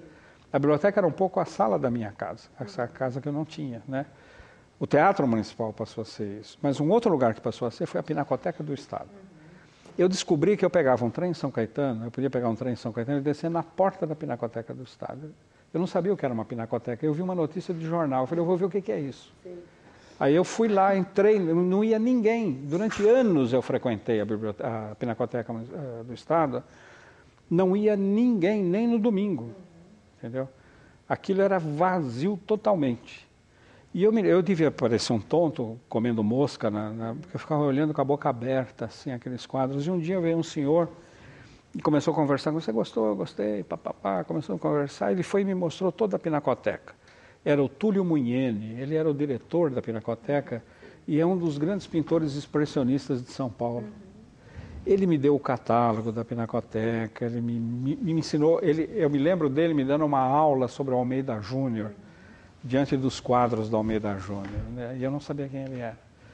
Aí foi na Pinacoteca que uma vez encontrei uma única pessoa, era um velhinho, e ele me viu lá também olhando, começou a conversar comigo, falou, olha, eu trabalhei com o Ramos de Azevedo. Eu fui o homem que fez a decoração a ouro no Teatro Municipal de São Paulo. Aí eu fiquei bobo de ver, eu falei, não é possível, eu já tinha começado aí o teatro, né? Aí ele me convidou para ir tomar um café, ele morava com uma filha dele naquela vila inglesa que tem ali perto da Estação da Luz, é uma vila fechada, que foi de funcionários da Estrada de Ferro e tal. Aí fomos lá, ele tinha desenhos, ele tinha mil coisas, e volta e meia eu encontrava com esse homem. Eu ainda era estudante e me tornei professor de um curso de madureza, que seria o supletivo de hoje. E foi a minha primeira excursão com alunos. Falei, vocês têm que conhecer uma coisa, eram alunos todos já de idade, né, todos muito mais velhos do que eu, e todos trabalhadores. Eles estudavam à noite, tentando fazer um curso de madureza, que era o supletivo do ginásio, para poder fazer alguma outra coisa mais adiante. Falei, vamos num domingo conhecer a Pinacoteca do Estado. Eles não sabiam o que era. Aí nós fomos, eu tenho uma fotografia, eu sou um menino no meio daquele monte de marmanjos, né? Aí eles ficaram loucos. Eu falei, vocês podem entrar aqui a qualquer hora, vocês podem sair de casa, o trem cobrava, sei lá, 20 centavos a passagem, você desce aqui na porta, você passa uma tarde inteira aqui dentro, vendo essas coisas maravilhosas que tem aqui. Ela só tinha a exposição permanente naquela época, não tinha as temporárias. Eu vi aquela exposição permanente dezenas de vezes, nunca me cansei. Sempre eu descobri uma coisa nova. E eu sempre me lembro do Túlio Muniene falando, olha esse quadro aqui, que era o Negaciando, Caipiras Negaciando. Eu olhei, o que você vê? Eu fui tentando explicar. Ele falou, tem 3 pessoas. Eu falei, não, professor, tem só 2 pessoas, tem 3 pessoas. Foi ele que me disse, olha, aqui no meio da floresta tem um rosto, é o rosto do próprio Almeida Júnior. Ele se pintou aqui no meio, olhando os 2 caçadores, né? Que era uma brincadeira que às vezes os pintores faziam. Então, assim, foi um privilégio, né? Ter a Pinacoteca vazia. Então, esses pontos eram pontos demarcatórios do que vinha a ser o centro, né? E o centro era o centro monumental, aquilo que o Henri Lefebvre chama atenção para a importância da monumentalidade do centro. Quer dizer, é o centro que anuncia a universalidade do homem, entendeu? O saber, a beleza, tudo que é o possível. O possível tem que estar no centro da cidade. Porque transformar o centro da cidade no que se tentou num certo momento, num campo de concentração de camelôs, o camelô tem todo o direito de ganhar a vida dele, não tem nada contra isso. Mas isso não é o centro, isso é o particular se sobrepondo à universalidade das coisas, né? Mas o senhor acredita que com toda essa descentralização da cidade, que ele ainda pode ter esta... Pode e deve, eu acho que pode e deve. Eu estou acompanhando... Esse significado? Pode. Eu estou acompanhando esse ciclo de seminários que a Helena Gasparian está organizando na prefeitura. Às vezes Da Aula São Paulo. É Aula São Paulo. E eu tenho ouvido que se fez em outras cidades que passaram por problemas semelhantes e as outras cidades conseguiram recuperar o seu centro e trazer de volta o público, quer dizer, fazer do centro um lugar onde você não vai de passagem, você vai visitar o centro, porque você vai visitar a alma da sua cidade. Isso era uma coisa que os velhos operários de São Paulo faziam. Eles pegavam, eu ouvi muita história de operário, porque inclusive eu vinha de um bairro operário. Eles pegavam o bonde, o trem, e pegavam o bonde e iam parar no centro da cidade para visitar exatamente essas coisas, entende? Eles iam visitar essas coisas. Então era o centro que dizia às pessoas, e é o centro que pode dizer às pessoas, que existe algo que é desejável, porque é belo, porque é grande, enfim, por tudo isso, que está além do nosso dia a dia, das nossas vicissitudes, mas que é nosso também. Certo? Quer dizer, eu quando eu entrava aqui na biblioteca, eu não entrava como se estivesse entrando na casa do prefeito ou num lugar que é proibido entrar, como normalmente acontece nas repartições públicas. Aqui era um lugar que a gente entrava, você ficava na fila, mas você tinha o seu lugar lá dentro, tá certo? Você podia pedir um livro que nunca poderia comprar na sua vida, ou um livro que nem existe mais nas livrarias, e ler o livro como se fosse seu. O que o senhor lembra assim, dessa experiência? Algum livro que tenha sido muito marcante? Não, nenhum em particular. Todos foram muito marcantes. Todos foram muito marcantes. Eu sempre gostava de pedir um livro de poesia junto com os outros. No fim do meu expediente aqui na coisa, eu tinha uma parte mais mergulhava nos poetas brasileiros. Chegou uma época que eu decorava os poetas, né? Como eu não podia ter o livro, então eu decorava. Eu cheguei ao absurdo, mas isso é o absurdo dos absurdos, de decorar a Oração ao Pão do Guerra Junqueiro, que é compridíssima, é um negócio quilométrico. Eu decorei a Oração ao Pão do Guerra Junqueiro, eu sabia toda a Oração ao Pão.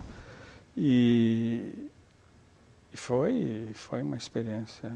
O centro digamos assim, uma experiência na vida das pessoas. Por que essa molecada que vem fumar crack, não sei o que e tal, vem ao centro? As pessoas que ficam com pena e tal, eles vão ao centro porque o centro é bonito. O centro é atraente. Na Copa de 98, eu estou tentando convencer o Estadão a fazer uma matéria sobre a Copa, né? Porque agora vai ter de novo a concentração da multidão no Anhangabaú, né? Vai ter o telão. eu vim com os alunos, a gente fotografou, a gente fez 1.500 fotografias, depois a gente fez 2 exposições sobre as fotos, para fotografar as expressões de emoção das pessoas, né? A gente não viu a Copa, a gente viu a Copa no rosto das pessoas, a gente viu de costas para o telão. O que mais me impressionou, mas foi realmente, até hoje eu escrevi para o editor Estadão, foi a única vez, foi uma das 2 únicas vezes da minha vida em que eu tive certeza de que o Brasil existe. Né? Porque fora dali eu não tenho certeza de que existe um país chamado Brasil. Não houve um ato de violência no centro da cidade, isso atestado pela polícia, durante os 30 dias da Copa. Mas não houve por um motivo. Todos esses batedores de carteira, os trombadinhas, os trombadões, estavam todos no Anhangabaú.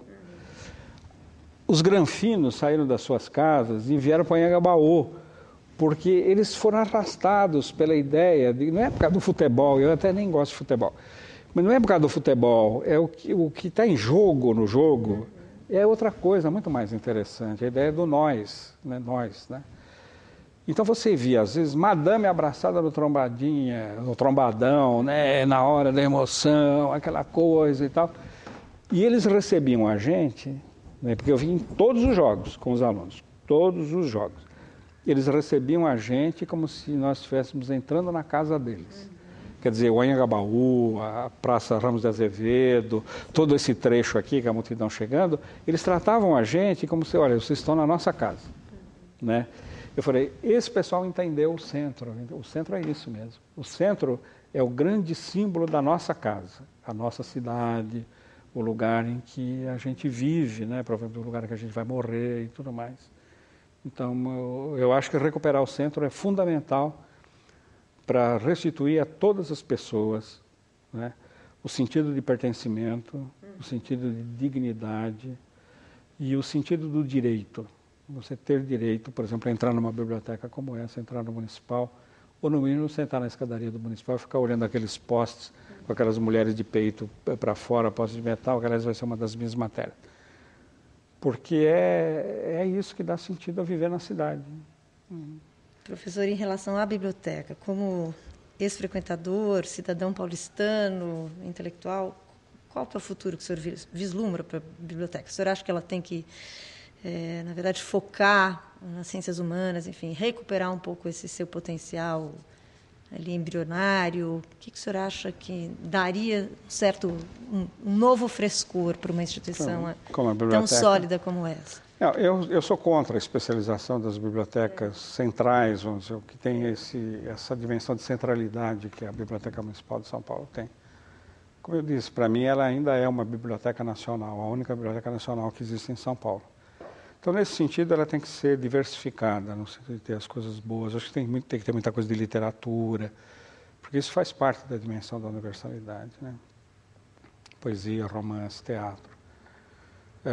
Acho que seria interessante, sim, expandir e reatualizar, vamos dizer assim, o acervo de ciências humanas, até porque tem muita coisa hoje nas ciências humanas lida por pessoas que não são especialistas necessariamente em ciências humanas. Toda essa nova historiografia das mentalidades, tratando de temas que são fascinantes, né?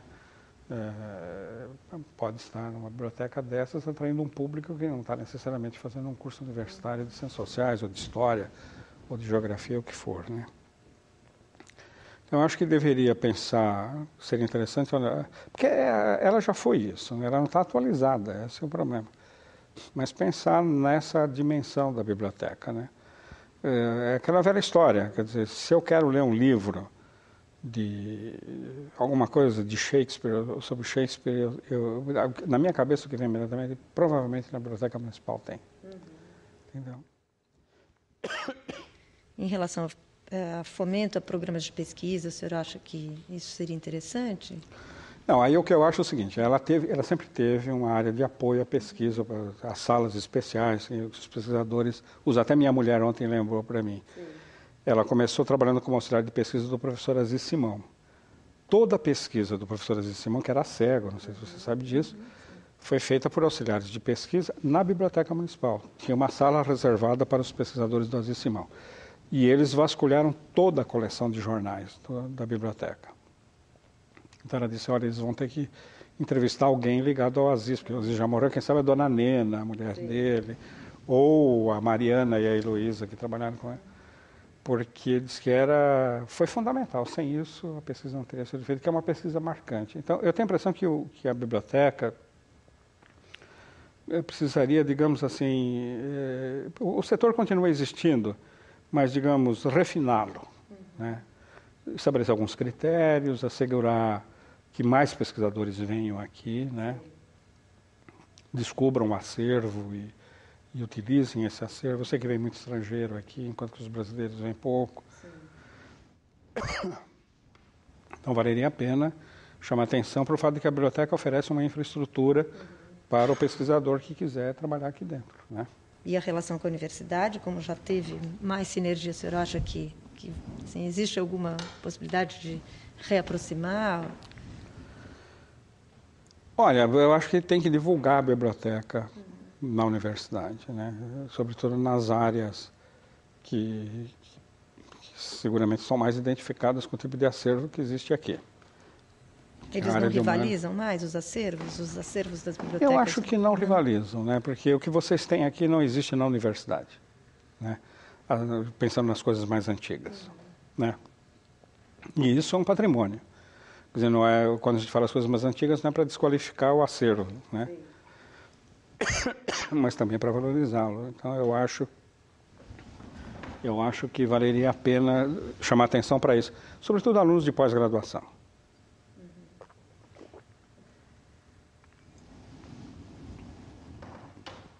Mostrar que a biblioteca... Eu acho que uma coisa que valeria a pena fazer é pegar alguns livros que foram construídos em cima do acervo da biblioteca e dizer, olha, essa pesquisa foi possível por causa do acervo da biblioteca. De repente, a sua pesquisa também pode, né, ter vantagem se você incluir a biblioteca no seu roteiro de instituições a serem visitadas e utilizadas, né? Mas eu acho que o problema da não divulgação existe em relação a todas as bibliotecas de São Paulo. Não há... Eu sei, por exemplo, que a Sociedade Rural Brasileira tem uma boa biblioteca de coisas relativas ao café, porque uma vez eu conversei com o presidente. Sim. Mas as pessoas não vão lá, né? E eu sei que outras instituições têm boas bibliotecas, as pessoas também não vão lá. Os mosteiros têm boas bibliotecas, as pessoas não vão, né? E não vão porque não sabem. Você comenta, às vezes, com um aluno que está começando após, ele fala, mas eu não sei, não é verdade, isso existe mesmo? Existe. Sim.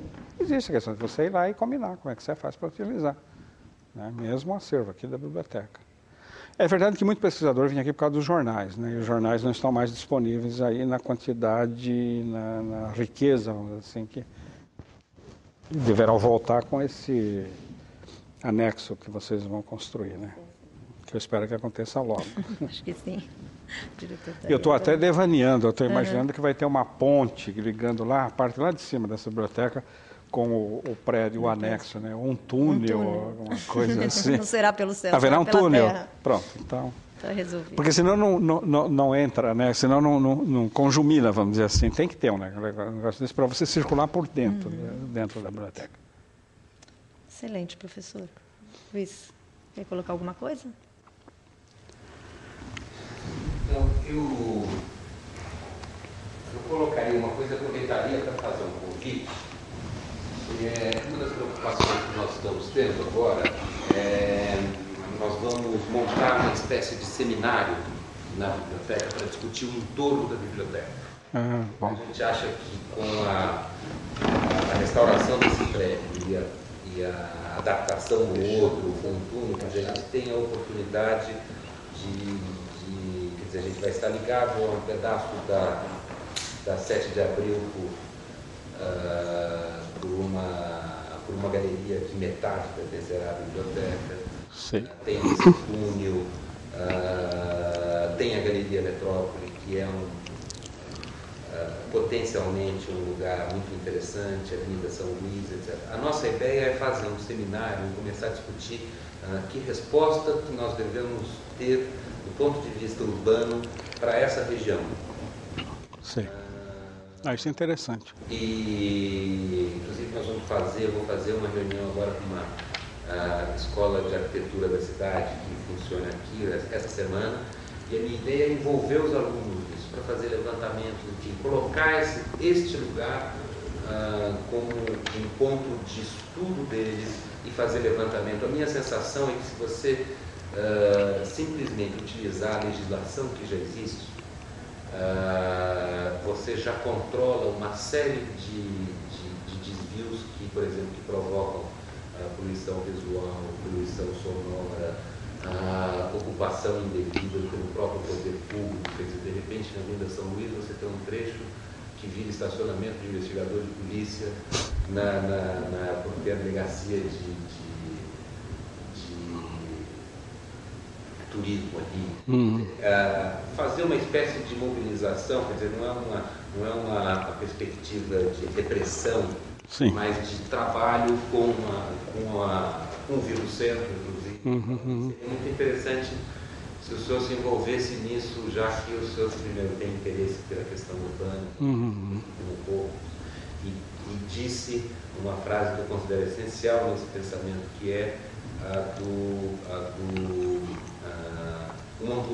monumentalismo faz bem para a cidade, claro.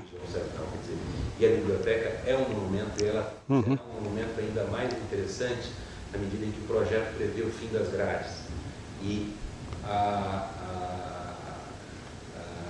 sua reacomodação dentro dessa praça sem essas prisões. Desconfinar a biblioteca. A palavra não existe, mas ela é boa, né? Como diz o outro. Desconfinar a biblioteca. Isso é interessante. Acho que sim. Provavelmente a população em volta, as pessoas que têm poder de decisão, são sensíveis a isso, né? Eu acho que são e acho que eles têm uma certa visão, na minha opinião, que é um pouco a resposta imediatista do tipo, a grade é importante porque deixa de fora o sem-teto, precisamos botar posto de polícia, precisamos botar um monte de coisas que atendem a esses interesses. Mas se você começar a fazer um trabalho, evidentemente que você pode e deve ter um tipo de presença do poder público. Claro, claro. A Guarda Civil Metropolitana, claro, de uma forma civil, sem ser repressiva, claro. que vai você fazer a contenção das pessoas pelo próprio jardim, sem a necessidade de estabelecer grades, certo? Claro, acho que se o jardim for bem cuidado, a população sempre respeitou o jardim aqui da biblioteca. Eu nunca vi nada demais. Quer dizer, depois que colocou grade, atrai, em vez de... É uma coisa espantosa, né? Dá a impressão que é um desafio, né? É um desafio. Quando eu cheguei aqui por causa das pichações, uma das propostas que existiam era de cortar as árvores próximas, porque as árvores permitiam que você... Meu Deus, subisse. É muito mais fácil pular a grade sem subir na árvore, etc. Claro, claro. Não é esse o problema. Eu acho que a coisa da pichação também precisa de um programa. É possível fazer um programa com os pichadores, né? A minha impressão. Eu tenho horror a pichador, eu acho que. O Teatro Municipal não é pichado, não tem grade. É. Mas tem policiamento. Mas tem um policiamento que também não é o. Não é a. Eu acho que, com relação aos pichadores, a gente conhece mal a dinâmica dessa sociedade de pichadores, né? Porque é uma sociedade assim, é um mundo à parte, né? Então, claramente, é gente que vem de longe para colocar sua marca. Estive aqui, estive aqui. Porque muitos põem o nome do bairro de onde eles vieram, né? É quase uma atitude de cachorro no mar. É marcar o território. Agora, se eles tivessem outras alternativas de afirmação de identidade, que eles não têm, esse é o grande drama, as escolas não se envolvem, as igrejas teriam que ser mobilizadas nos bairros e tal, né? Que tem coisas muito mais interessantes do que ficar pichando por aí, né? E é uma linguagem de analfabetos, porque não tem conteúdo, né? Só eles entendem o que eles escrevem. Eu fui uma vez com a turma, com os alunos, né? Vocês lembram daquele programa Arte Cidade? Saiu um trem que circulava, parava no moinho lá, né? A gente foi ao... Isso. Eu fui ao moinho com os alunos, depois de tudo já está. O pessoal do Arte Cidade foi embora e até deixou restos de coisas de arte lá. E aquilo já estava ocupado. Tem uma favela que estava se desenvolvendo rapidamente, ali é perto do Palácio dos Campos Elíseos, se desenvolvendo rapidamente, e o pessoal estava começando a entrar no prédio do Moinho, que é um prédio enorme, entre as duas linhas de trem. Aquilo dava um filme, porque a guerra entre as gangues estava lá. Quer dizer, as gangues, de certo modo, marcaram o encontro para fazer essa guerra que a gente não consegue perceber nas pichações, lá. Então, e é muito, muito violento, o negócio é violento mesmo, não é uma brincadeira e tal, né? Mas a guerra estava lá. E eu até estava perguntando, poxa, alguém deveria fazer um estudo sobre isso, né? Dar um belo estudo antropológico, sociológico, uma coisa assim.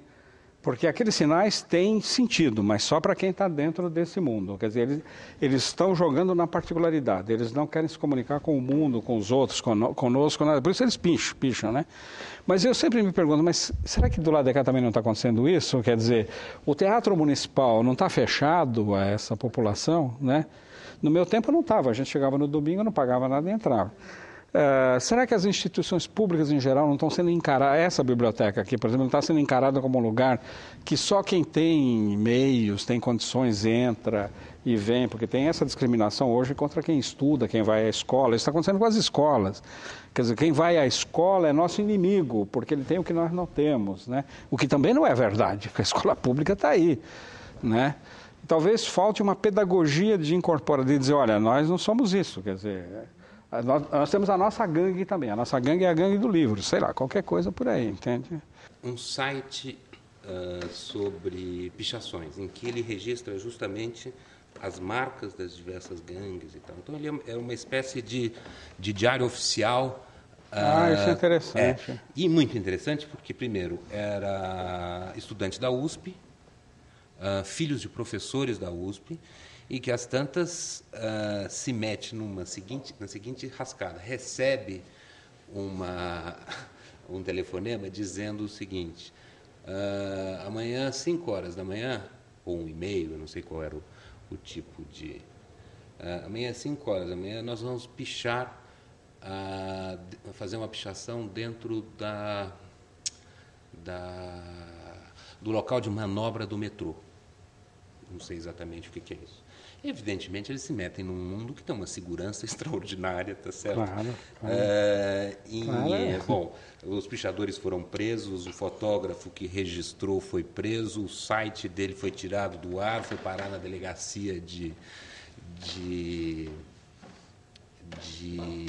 meios eletrônicos que já existe, etc. E ele se viu no meio de um enorme processo, tá certo, judicial, criminal. Os pais foram me procurar completamente envergonhados com o filho, como é que está nisso, etc. Mas isso é uma demonstração de que existe uma capilaridade entre eles muito grande. Quer dizer, eles estão na internet. Estão, claro. Eles estão em todos os lugares e a gente nunca sabe. Exatamente. A gente não consegue ver, né? É impressionante isso. É impressionante.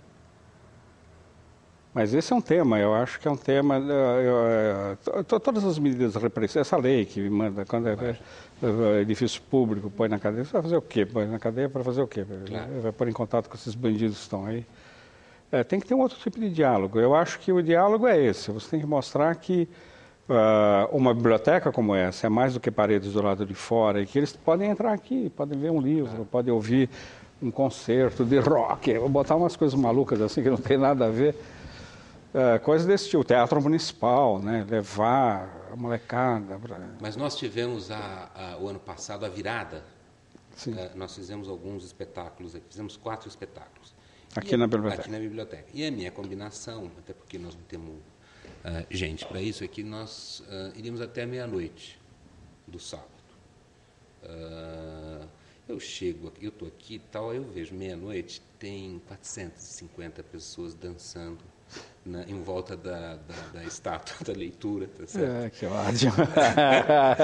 E não dá para botar para fora, né? Não, pois é. E o meu pânico é o seguinte, quer dizer, a hora que eu pegar e falar assim, olha, acabou a festa, isso aqui vai virar uma rebelião. Então eu fui lá conversando com o DJ, que era um DJ especialíssimo, tinha vindo do Rio de Janeiro, etc. E o DJ começou a falar assim, olha, a biblioteca vai fechar, blá, blá, blá. A biblioteca vai fechar, a biblioteca vai fechar. Bom, o fato é que terminou a música, meia-noite e 15, e eu vou ali na sala de atualidades e tem umas 80 pessoas sentadas no chão ali no terraço, conversando, meninos e meninas e tal. Aí eu pego e falei, escuta, eu sou o diretor da biblioteca, nós temos que fechar por causa disso. Levantou-se todo mundo e saiu. Eu fiquei assustado com a reação das pessoas, certo, entendeu? Quer dizer, com atitude de respeito e uma espécie de reconhecimento. Eles foram até onde eles aguentaram a gente, entendeu? Tá certo. Muito curioso do ponto de vista de civilidade urbana. Claro. E essas viradas têm sido interessantes porque também não há nenhum tipo de ocorrência policial. Pela segunda vez, essa última pós-PCC, entendeu? Não houve nenhum tipo de ocorrência policial, assalto, briga, nenhum tipo de coisa. A verdade é que está registrado, né? Quer dizer, a cidade é muito mais pacífica do que dizem. Uma das minhas professoras de fotografia, eu fiz um curso com ela, a Cristina Sterling, há alguns anos, e ela é a típica pessoa que não deveria sair à noite à rua sozinha, né?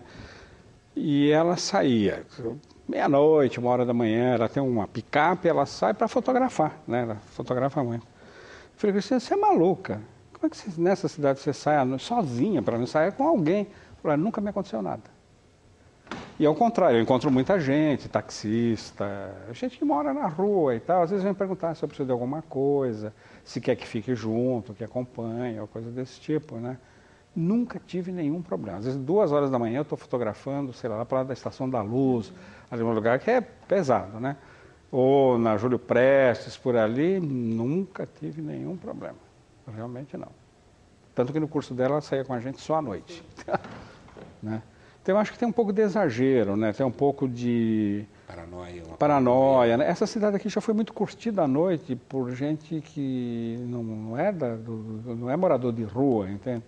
Era gostoso você ficar na rua até tarde, porque os cinemas iam até tarde, os teatros iam até tarde.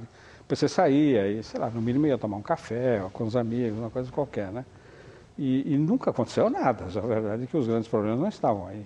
Né? Nunca, e acho que continuam não estando. Continuam não estando. Não é aqui, não. Mas eu acho que o centro foi abandonado digamos, as pessoas diferenciadas socialmente por causa dos boatos, né? Quer dizer, o pessoal ouve esse noticiário maluco da televisão, por exemplo, ou lê jornal, e não perguntam onde é que aconteceu, né? Eles acham que é o centro da... E também as pessoas vivem, quer dizer, no fundo, eu acredito numa coisa, quer dizer, que os interesses ditam os movimentos, entendeu? Claro. Quer dizer, é uma coisa curiosa, na minha área de direito, muita gente abandonou o centro, procurando lugares, entre aspas, mais chiques, na Paulista, Faria Lima, Berrini, etc. Quer dizer, vão se afastando do centro. Hoje já tem um movimento, porque aqui as coisas são baratas, são muito maiores, são muito mais agradáveis. Quer dizer, você imagina um escritório em frente para a Praça Dom José Gaspar, eu te dou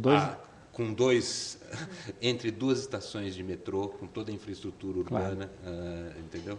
Eu te dou 2 exemplos. Se eu tivesse dinheiro, ou tivesse alguma necessidade, eu entraria agora. Eu estou namorando o Sampaio Moreira, aquele prédio de frente para o Anhangabaú. Você pega aquele prédio lindo, foi? Lindo. Primeiro... É um que está restaurando branquinho, não? Não sei se está restaurando. Tem a estátua do Verdi, uma pracinha, e ele é bem na frente. Você olhando do viaduto, você logo vê. Ele está no meio de 2 prédios modernos muito feios, e no meio tem a pracinha e está ele na Líbero Badaró.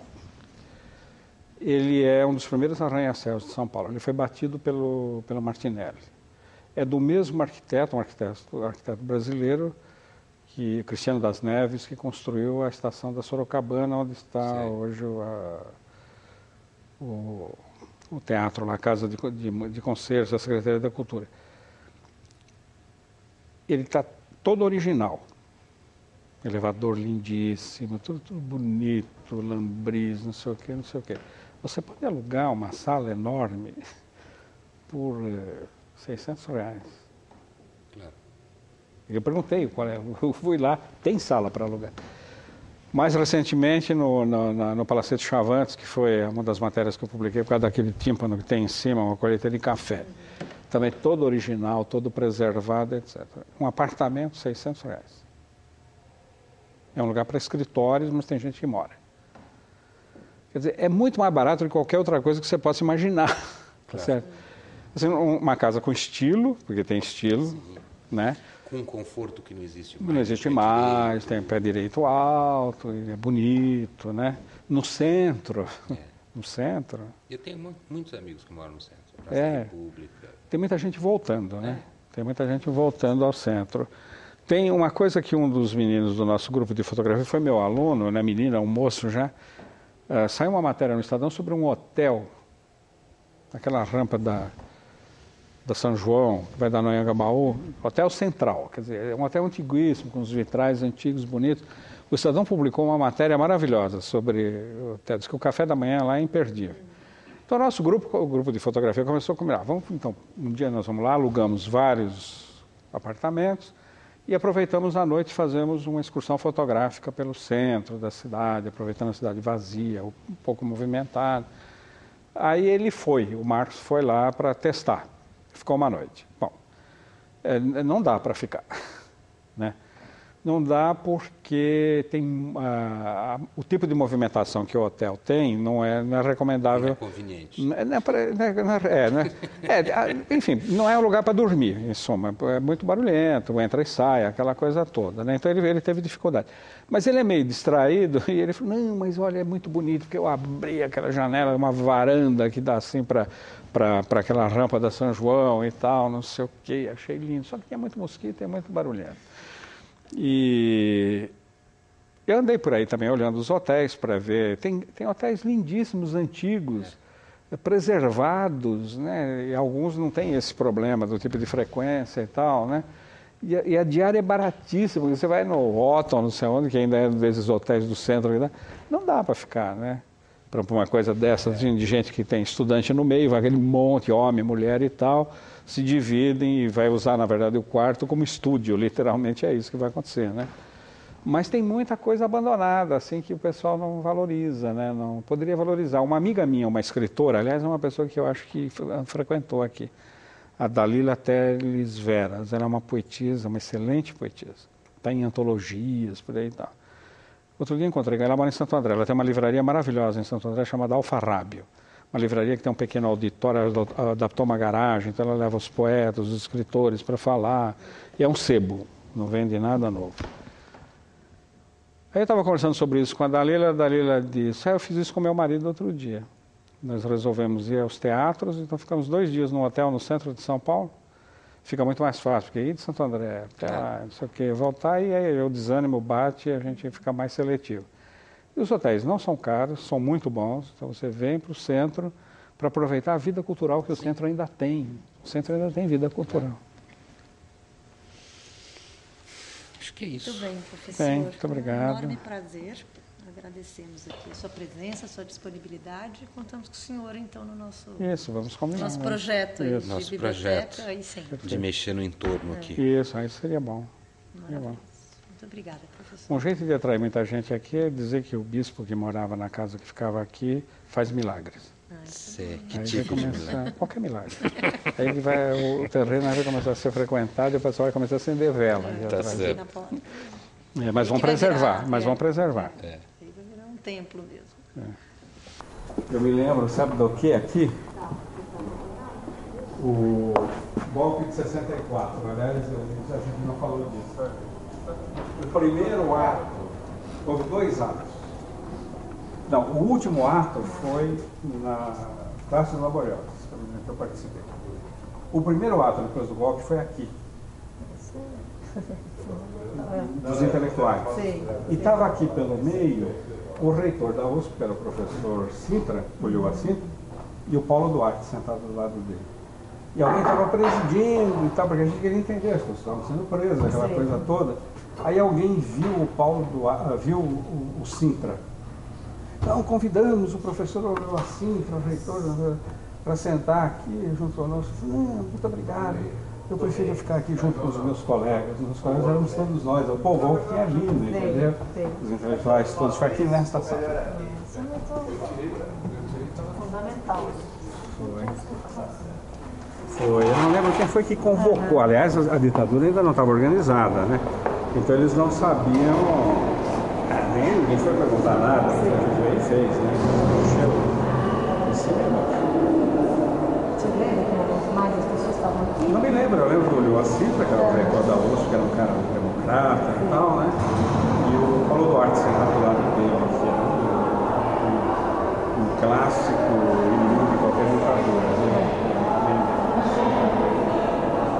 E outros nomes, só deu algumas sugestões ainda de Pinho. A Diva Pinho eu acho que foi frequentadora aqui. Foi da cooperativa de livros, ela foi uma das estimuladoras da cooperativa de livros da Faculdade de Filosofia. O senhor acha que alguém tinha sugerido o Oliveiras? Ah, pode ser. A Oliveiras. A Valnice, que são Oliveiras, foi marido dela. Não junte a ele, depois não dá certo.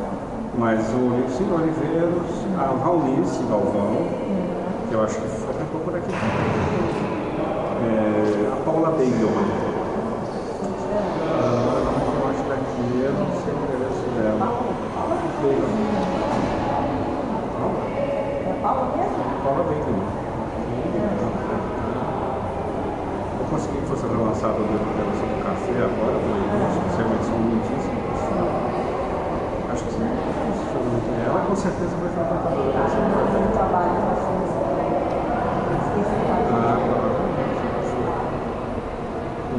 Quem mais? Eles devem lembrar de outras pessoas. É que essas redes a gente vai se informando, ela vai tendo um efeito multiplicador. Esses antigos que muitos morreram. Das redes sociais, então, outros seus colegas? Olha, o Luiz Alfredo Galvão, escreveu um livro, ele é da PUC, se não me engano, atualmente, né? Muitas vezes eu encontrei com ele. Desses de encontrar na sala de leitura, o único que eu lembro era dele, porque ele também só ficava lendo, e ele uma vez chegou perto de mim, eu estava com uma pilha, e disse, o que você está lendo? E eu me lembro bem o que eu estava lendo. Eu estava lendo uma pilha de coisas sobre o Calabar. E aqui tem inclusive textos holandeses. Porque eu começo nessa leitura sobre o Calabar, foi uma curiosidade. Eu começo a imaginar, por que satanizaram o Calabar? Na escola normal eu tinha lido o livro daquele padre, não sei das quantas, escreveu O Valeroso Lucileno, né? E o padre é tremendamente sectário, porque claro, os holandeses eram protestantes e tudo mais. Aí eu vim aqui e eu achei pilhas de livros, traduzidos para o holandês, documentação e tal. Aí começa a ficar evidente o seguinte: o Calabar era mulato, primeiro ponto.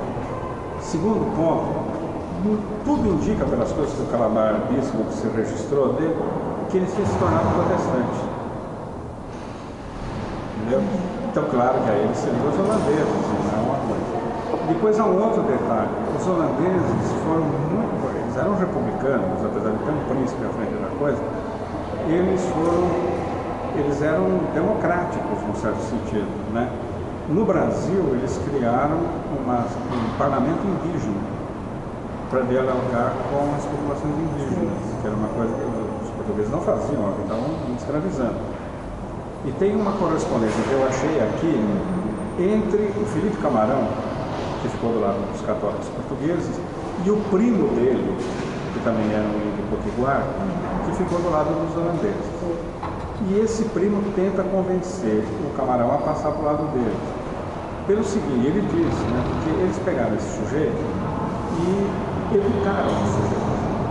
E mandaram ele fazer uma universidade na Holanda. O português nunca fez isso, entendeu? Então você começa a ver quer dizer, aqui eu tinha a possibilidade, eu até pensei, vou escrever um livro, depois não era o meu campo, mas eu li para burro aqui na biblioteca sobre o Calabar. E eu me lembro que foi justamente um dia que o Luiz Alfredo chegou. O que você está lendo? Você está lendo isso para quê? Eu falei, curiosidade, eu estou interessado no assunto. E eu falei, tem tudo aqui, essa biblioteca tem tudo. Entendeu? E aí eu vou. eu acho que ainda tem essas anotações em algum lugar em casa. Naquele mundo que é xerox, né? Todas as anotações. Tudo na mão, tudo na mão, tudo na mão. Eu tinha uns cadernos que eu usava para isso. E eu me lembro, eu acho que uma boa indicação do que essa biblioteca tem de riqueza é isso, mas é um assunto tão esdrúxulo, né? Tão à margem de qualquer coisa que a consciência moderna possa dizer, isso é importante, né? Você querer saber por que o Calabar foi tão satanizado pelos portugueses e se criou a imagem do traidor, né? O Calabar. Na verdade, ele não era um traidor. Ele era um sujeito com tudo indica, com toda a documentação que eu publiquei aqui, e não é texto, eu li a documentação. Ele era um homem avançado no tempo dele, né? Um patriota, vamos dizer assim.